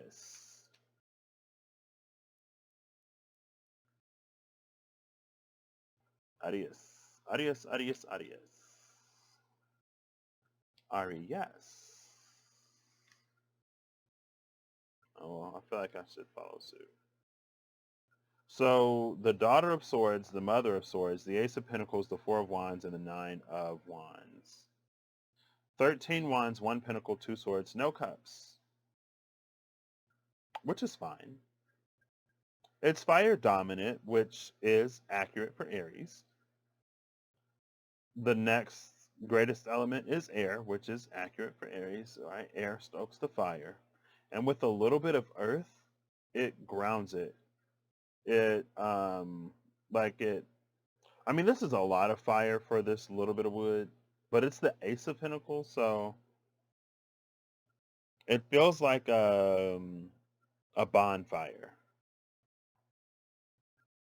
or some kind of brazier or something like that. We'll go bonfire because brazier introduces an element of metal where there's air here. Yeah, it could be a brazier on a mountain. Almost smoke signally, but not. So whatever this challenge is, it feels like you're climbing up a mountain and you have these moments where you'll see something in the distance. It feels like a brazier. So at certain stops along this mountain, there's a giant fire for you to know that that's the direction that you should head in. So while you're Daughter of Swordsing, there are these Mother of Swords moments of some kind of clarity, but in a way that guides you. It doesn't feel like you necessarily become this Mother of Swords quite yet. You're still being guided on your journey. You're this owl being watched and guided and protected as you navigate this Ace of Pentacles world, as you navigate this mountain. It feels like somewhere along the journey, there's this Four of Wands celebration where you think that you become this Mother of Swords rather than the daughter. But then with further challenges, you find out that that's not the case and you feel like the daughter again. Right? It feels like with this Four of Wands, this feels like me in physics. It's like as soon as I felt like I figured it out, as soon as I felt like I knew what I was doing, I would encounter a problem and I'll be like, no, no. No, I don't get it. I thought I got it, but I don't. But what it's doing is it's encouraging further growth, development, and evolution. How does this lead over into the other side? You're becoming something amazing. That's why you keep going, Aries.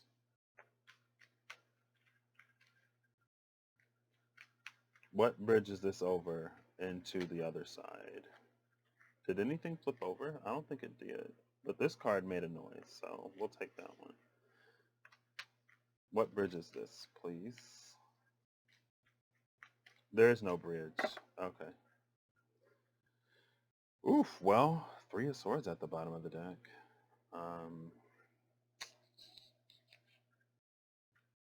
The snake.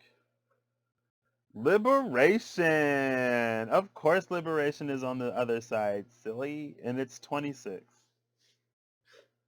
So there's a judgment here with this other 6 energy. So 6, 15, 26.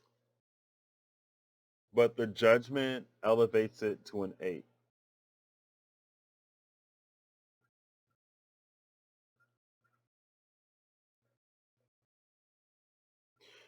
It feels like there's a decision here to break. It's not, maybe it's not a decision. There's an opportunity to break some kind of cycle here. But it feels like it requires a certain release. But for Aries, it feels like it doesn't feel like anything that Aries isn't capable of. It feels like the advice here, Aries, is to actually be more Aries. is to let yourself be explorative, is to go. This feels like a certain energy where it's like maybe you believe that you have to be or act a certain way in order to be perceived as more mature or in order to be perceived as um, competent. Like the word confident was in my mind, but I was like, it's not confident in order to be perceived as competent. So maybe there's a certain air that you put on of confidence, but you're not actually confident, right? With the Three of Swords barely out of frame, or mostly out of frame, it's not a real confidence because it's making up for something, and that's that. That's a similarity to what Capricorn held. It's like be you. Honestly, that came out for Cancer as well. Libra was a little bit different. Libra didn't get that same just be you sort of message because Libra was coming into a space of it's like in some ways Libra is always Libra, but it has to be sort of like led to a new environment. Um, one where Libra can be all of who it is and what it is and experience better.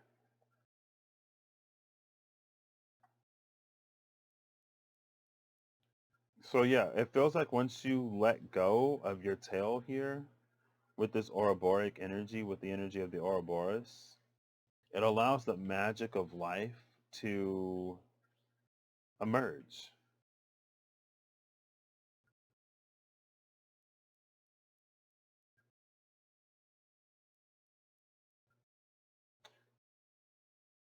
I don't know why I want to say be careful though. I don't know why. Like there's an energy of caution that just came in. And I don't want to use either one of these decks.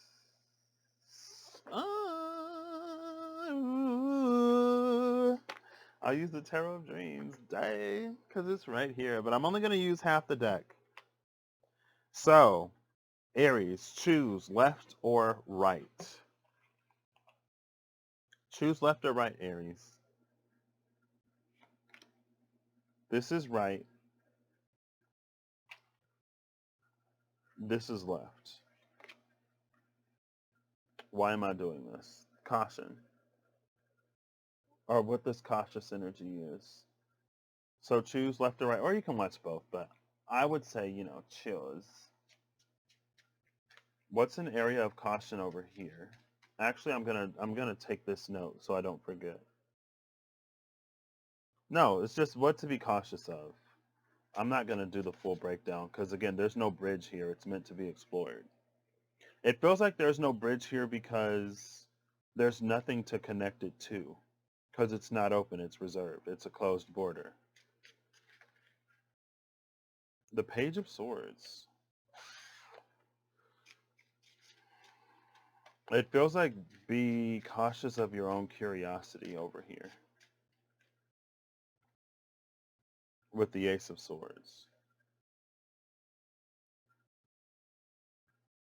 Okay. Bottom of the deck is the Nine of Swords. Over here, you want to be cautious of, I don't know how to word this. You feel like a page. You feel like you treat yourself as a page. And so because of that, it feels like you open up yourself to like any information and all information and you're really quick to take it as is, which may lead you down paths that aren't necessarily yours to follow.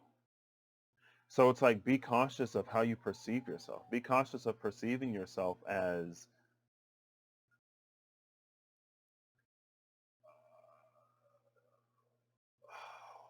I don't know how to be cautious of viewing yourself as a page.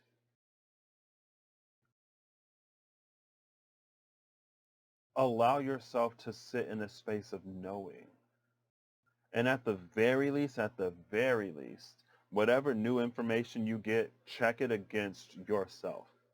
Check it for how it resonates with you. Check it for how it feels. And you're checking for deep resonance here, Aries.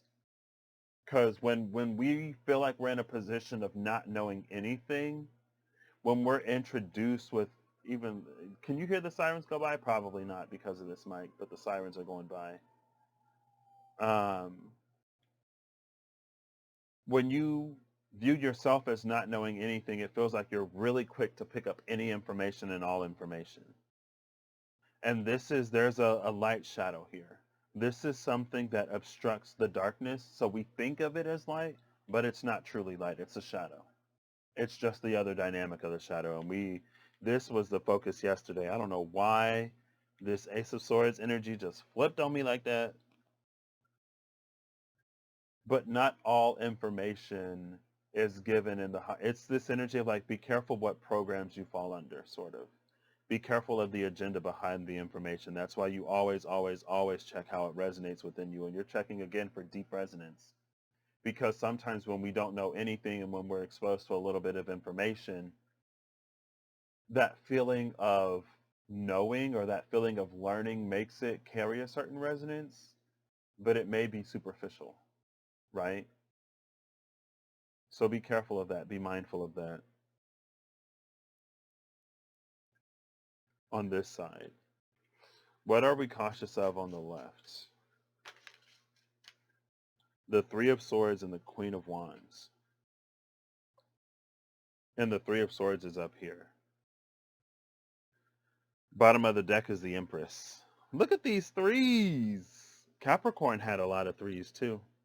You might want to watch Capricorn. It was interesting.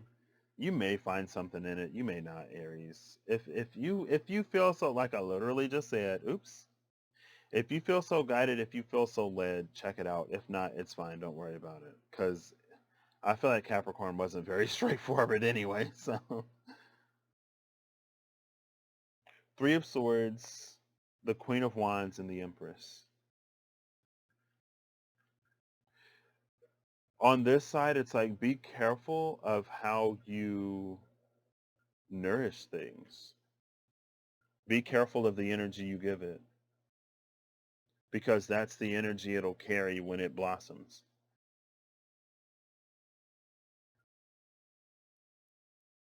Be mindful of your own motivations over here. And that was, a piece of that was in Cancer, a little bit. Be mindful of your own motivations.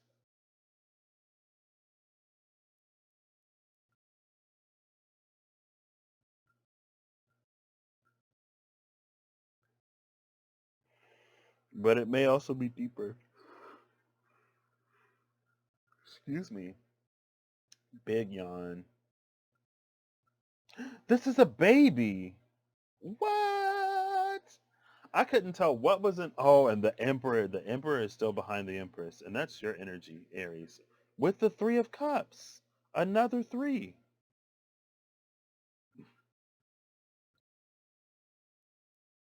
She's holding a baby.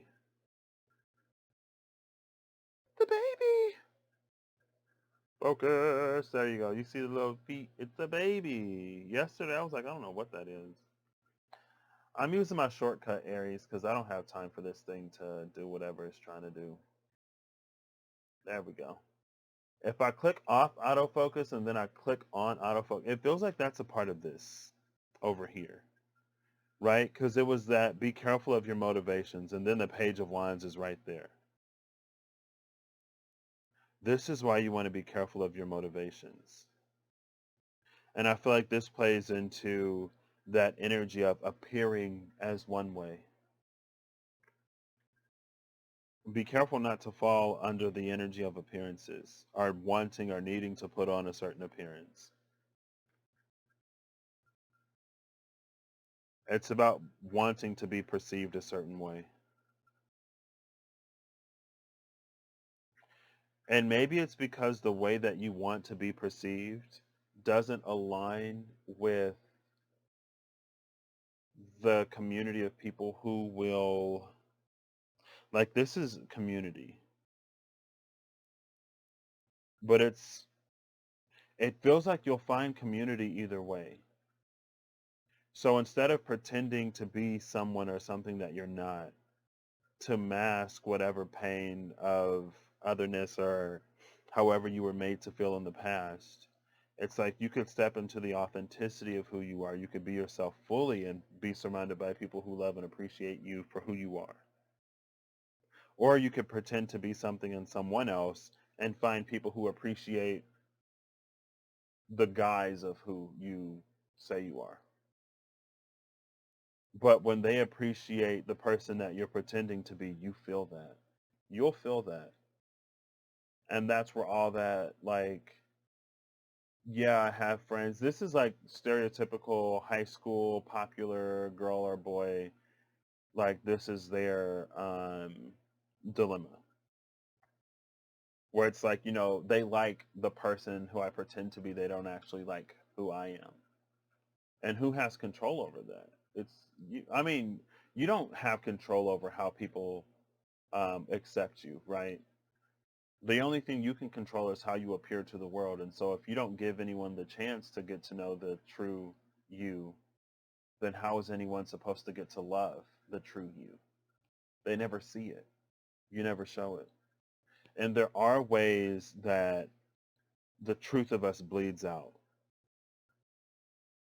And so it is actually possible for some to pick up on the truth of who we are in those moments and to get to love that, to get to love us authentically. But then if we're concerned about keeping up the charade, it introduces resistance in a space where it doesn't need to be.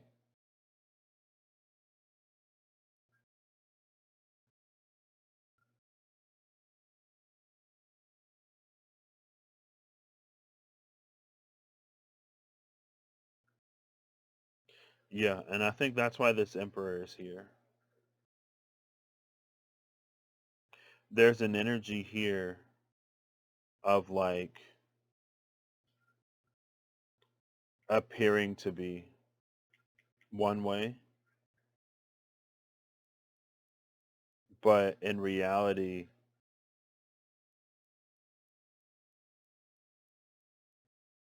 this feels like your inner child. And it feels like its growth is stunted. This is the space where the Page of Cups can grow into a Queen of Cups under the right motivations. This is the space that keeps this inner child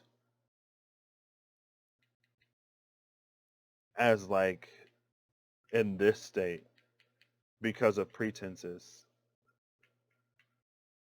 And when you protect it, again, it's like you don't give it the opportunity to grow or to develop. You don't give yourself the opportunity to grow into all of who you are and to develop. And it's also interesting because the Three of Swords, this is Saturn and Libra, Libran energy. And it's like that's your opposite. And here's Cancer energy, it's your square. This is why exploration is important. This is why challenges is here. With the opposition in a square, it feels like you may feel it's difficult for you to be yourself 100%. And so it feels like because of this, the snake never releases its tail in the first place to allow for the magic of life. So it's a little bit like if you chose left, the caution here is the fear of what will happen when you step into your full authenticity. This is the fear of what will happen when you are yourself. And this fear keeps you holding on to your tail. Like you bite on your tail harder, which it's a self-induced suffering because of this performative, oh, this is who I have to be energy, rather than allowing the truth of you to grow and develop into an actual fully realized being. Over here is what you need to be mindful of as you release your tail and as you open up yourself, right? always check for the deepest resonance. And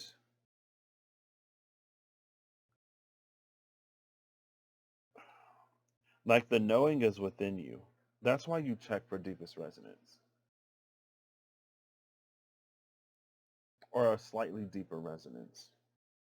You'll feel it. You'll be able to tell. You'll know. There's a difference between like, oh, like this is something that explains that thing that I have no understanding of. These are words that I can use in a space where I have no understanding, and I like that, and so I'm going to take that. There's a difference between that and like, oh, like this actually feels like the truth. And it can be subtle. It can be really subtle. Really, really, really, really subtle. And we run with it.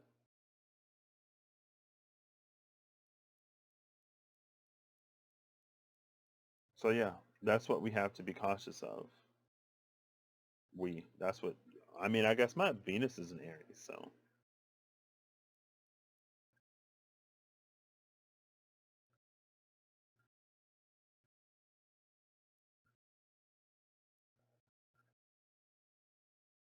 8 of Swords and the Crocodile. There's greatness that lurks within you, Aries. And it's time for you to be it. It's time for you to be it.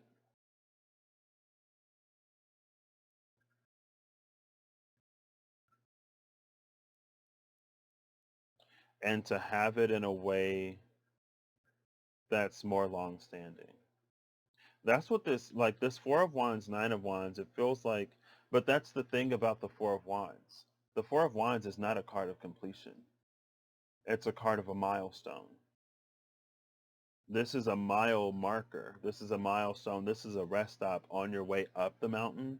This is not the final destination. And I think sometimes we treat these things as final destinations.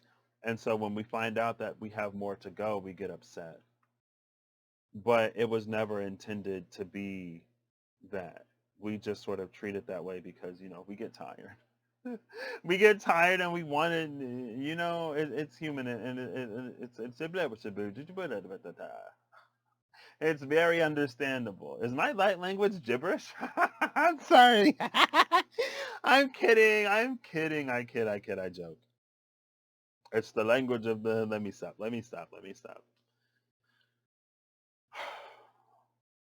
It's never intended to be the last stop. It's not the finish line, but we treat it that way. And it's okay to stop here for a temporary reprieve. It's okay to rest here, but we also need to keep in mind that we keep going.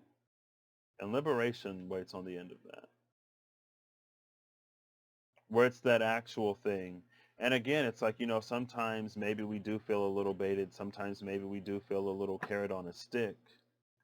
But this thing was like, it was never intended to be like a 4-course, 5-course meal. It was always a carrot. We just wanted it to be more than what it was actually intended to be. And in some ways, it's on us, right? It's like, well, this isn't the end of your journey. So why did you think that this would be it? In a way. Because we wanted it to be. Because we needed it to be on some level.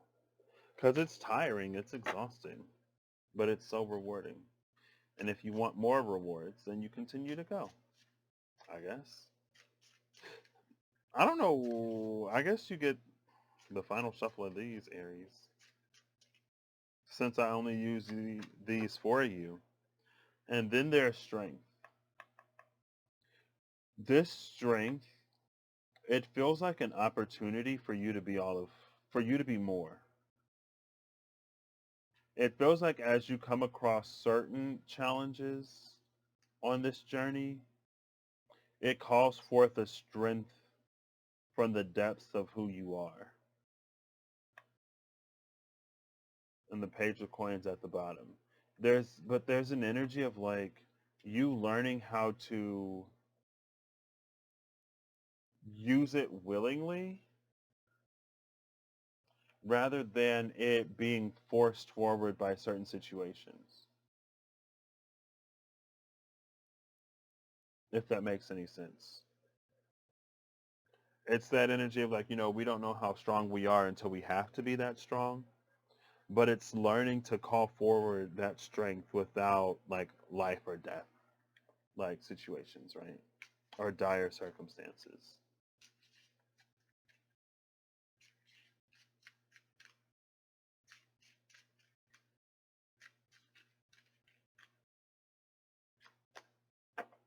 Seven of Swords. Oh my gosh.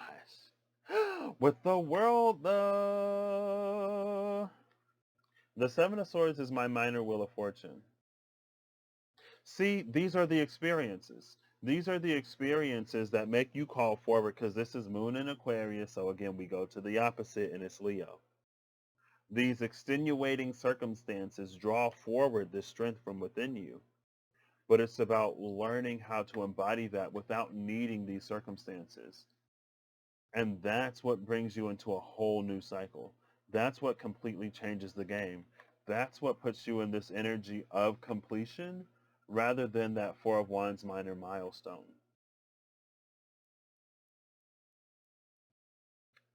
That's what this is about for you, Aries.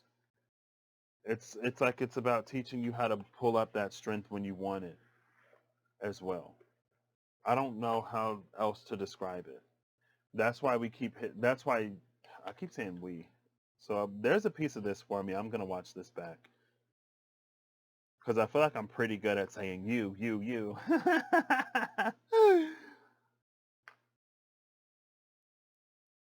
It's like it calls it forward, but then it relaxes. It calls it forward, but then it relaxes. It feels like there's something that we're being encouraged to like more fully grasp and understand, and that's why it's like it keeps kicking up. That's why we keep hitting this Nine of Wands.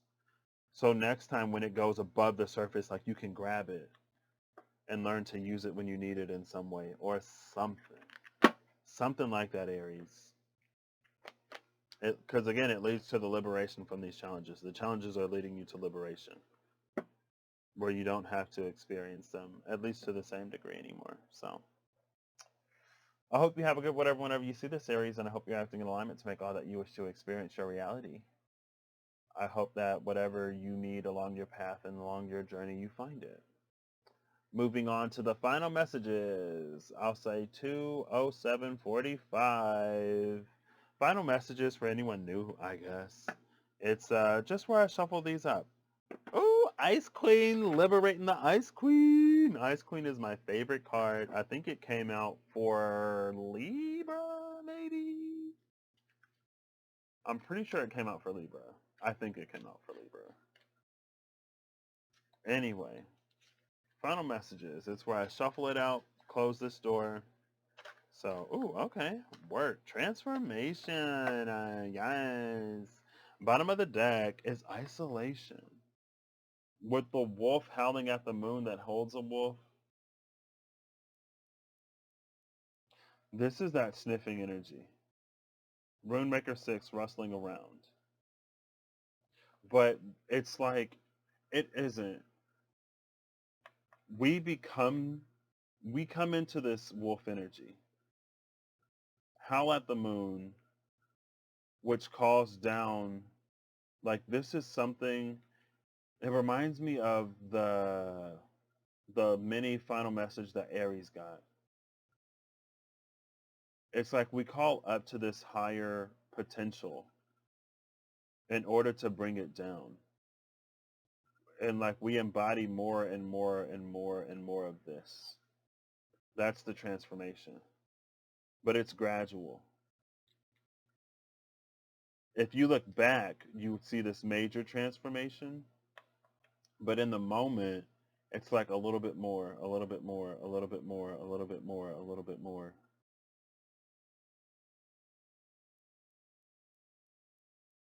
That reconnection to home. 25, transformation 41.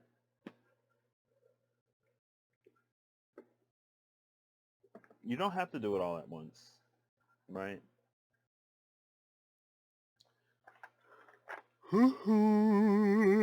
Excuse me.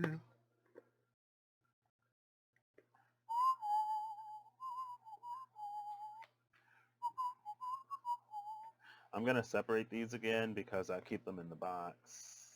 What's in the box? Sorry.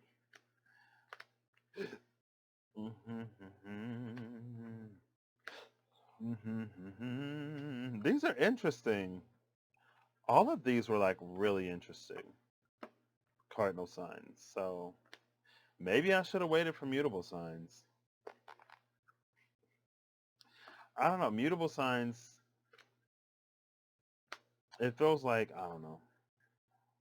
Maybe they miss out this cycle. I almost was just like, let me move on to the next cycle. Because I got like these new decks and like there are these new energies. And I was like, I don't, like, I did those like, what, a minute ago now at this point. But I was like, you know what? Nah, I'll go in there and I'll do cardinal signs. And I'm glad I did. I hope you're glad I did. And if you're not glad I did, then oof, you're not going to get that time back. Sorry. uh,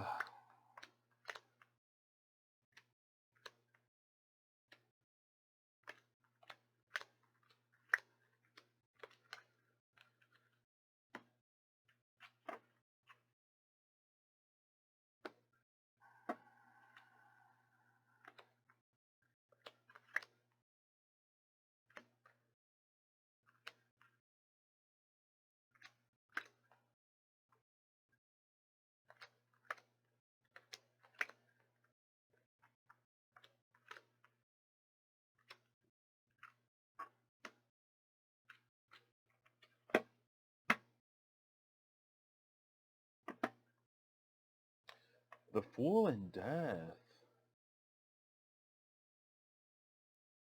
There's an energy here of allowing rebirth.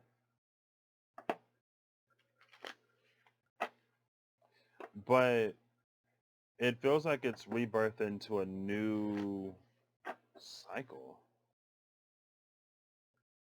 Instead of us, it's a little bit of a nirvanic energy.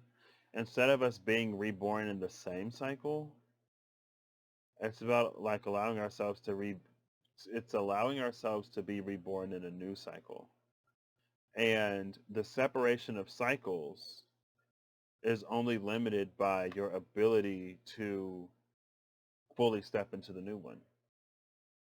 It's like the size of the leap with that Fool card. Sometimes it's more incremental, and that's fine, right? Always go at your own pace and never feel ashamed for that.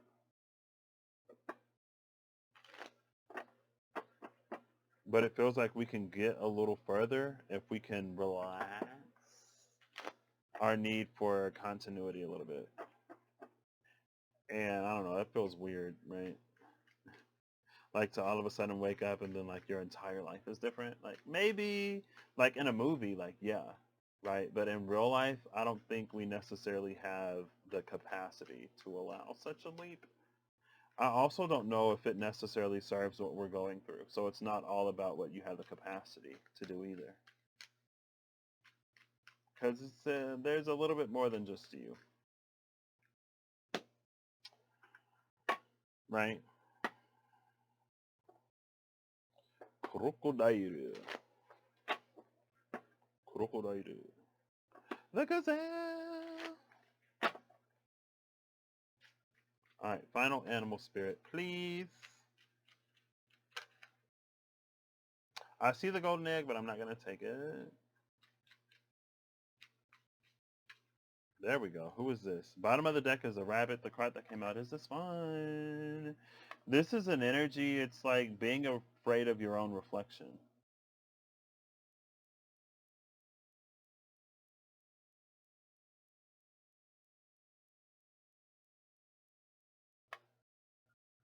There's something within self that's feared. And it may be that higher potential.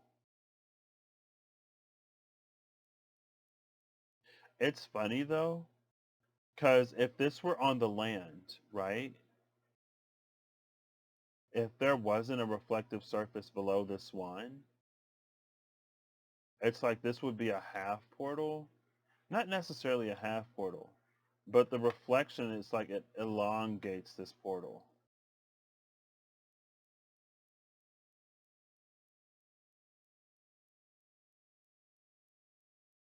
Rather than it just being like a tunnel. It turns a tunnel into a portal, I guess. Because it's this shape, right?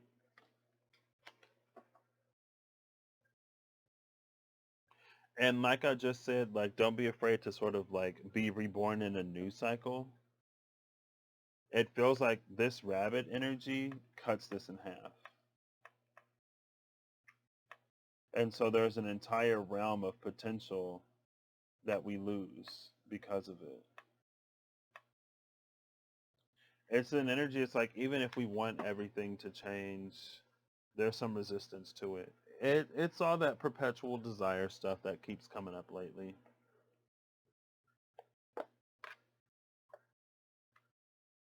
And in my own experience right now, I'm being given like opportunity that I am so grateful for, and it came just in the nick of time. But it involves a lot of uncomfortabilities and like older fears that I have, but I haven't, like these are things that I worked on resolving, but I haven't yet had the opportunity to put my healing into practice. And so in that way, this is the Aksunare energy. The energy of like a brilliant and blinding dawn. It's a space where light rises above the horizon where the dark night used to occur. Like this used to be my darkest night, my like what I was most afraid of. But now after the healing and after some like literal like surgical operations, I don't have to be afraid anymore. But again, I haven't given myself the opportunity to actually be in this and to live the experience in a way. And I have been like, I've been doing little things here and there to get myself more comfortable because it was important to me, I guess. But yeah, that's what Aksunare is. It's after the healing. Ooh, after the shadows are like chased away. It's like actually landing the opportunity, actually landing the thing. It's like actually happening, right? Light where there was only darkness before, which was like the entirety of my future. Judgment in the world. 2021. The opportunity is now. But it's like, it's courage and it's bravery when you are afraid. It doesn't really require much if you're not afraid. So, you know what I mean? Anyway, I'm back because I don't have cards all over the table right now. Hi, how are you? I don't know why I just wanted to show my face, but I would have switched it the other way, but when I do the other orientation, it just like don't, oh, hold up. But now you can't see, oh wait, what? Okay. Who was that? I'm feeling the star. It's the Eight of Pentacles. Oof, oof, oof. With the High Priestess at the bottom of the deck. Oh, I don't have to do that. High Priestess at the bottom of the deck, Eight of Pentacles at the top. Who was that? The Four of Cups. Okay. Oh, see, we got that White Moon, Black Moon. There's an energy of inversion here. With the Eight of Pentacles, though, it feels like there's a way for us to take something along with us.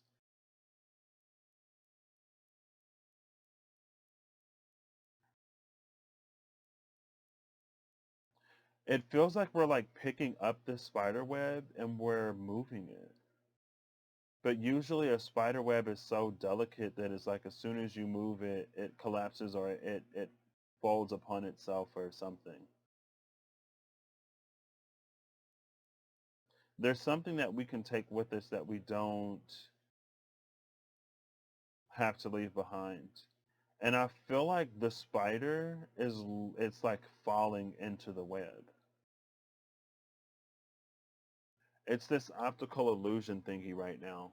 This is something moving at light speed.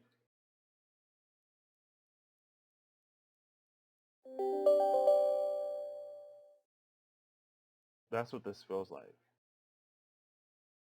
It's like it's falling down the rabbit hole with like, and these lines are like, you know, the acceleration. It's like as things are zooming by.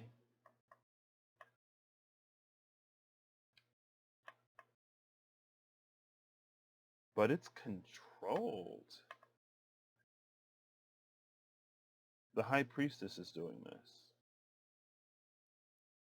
It almost reminds me of a swan. It feels like, take it as it resonates.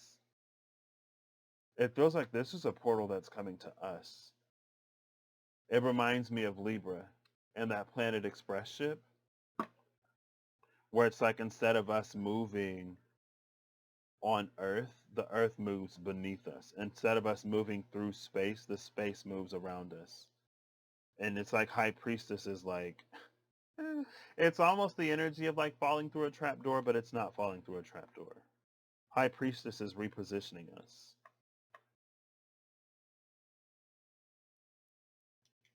And it feels like it's doing it for a reason and for a purpose. It feels like there's something to do or something to be done wherever we're going. Oh gosh. Well, that's what I have for y'all. I hope y'all have a good whatever whenever you see this. I hope you're acting in alignment to make all that you wish to experience your reality, and I hope that whatever you need along your journey pathway, you find it. These are interesting. And yeah, I guess that's all. I don't have anything else to say.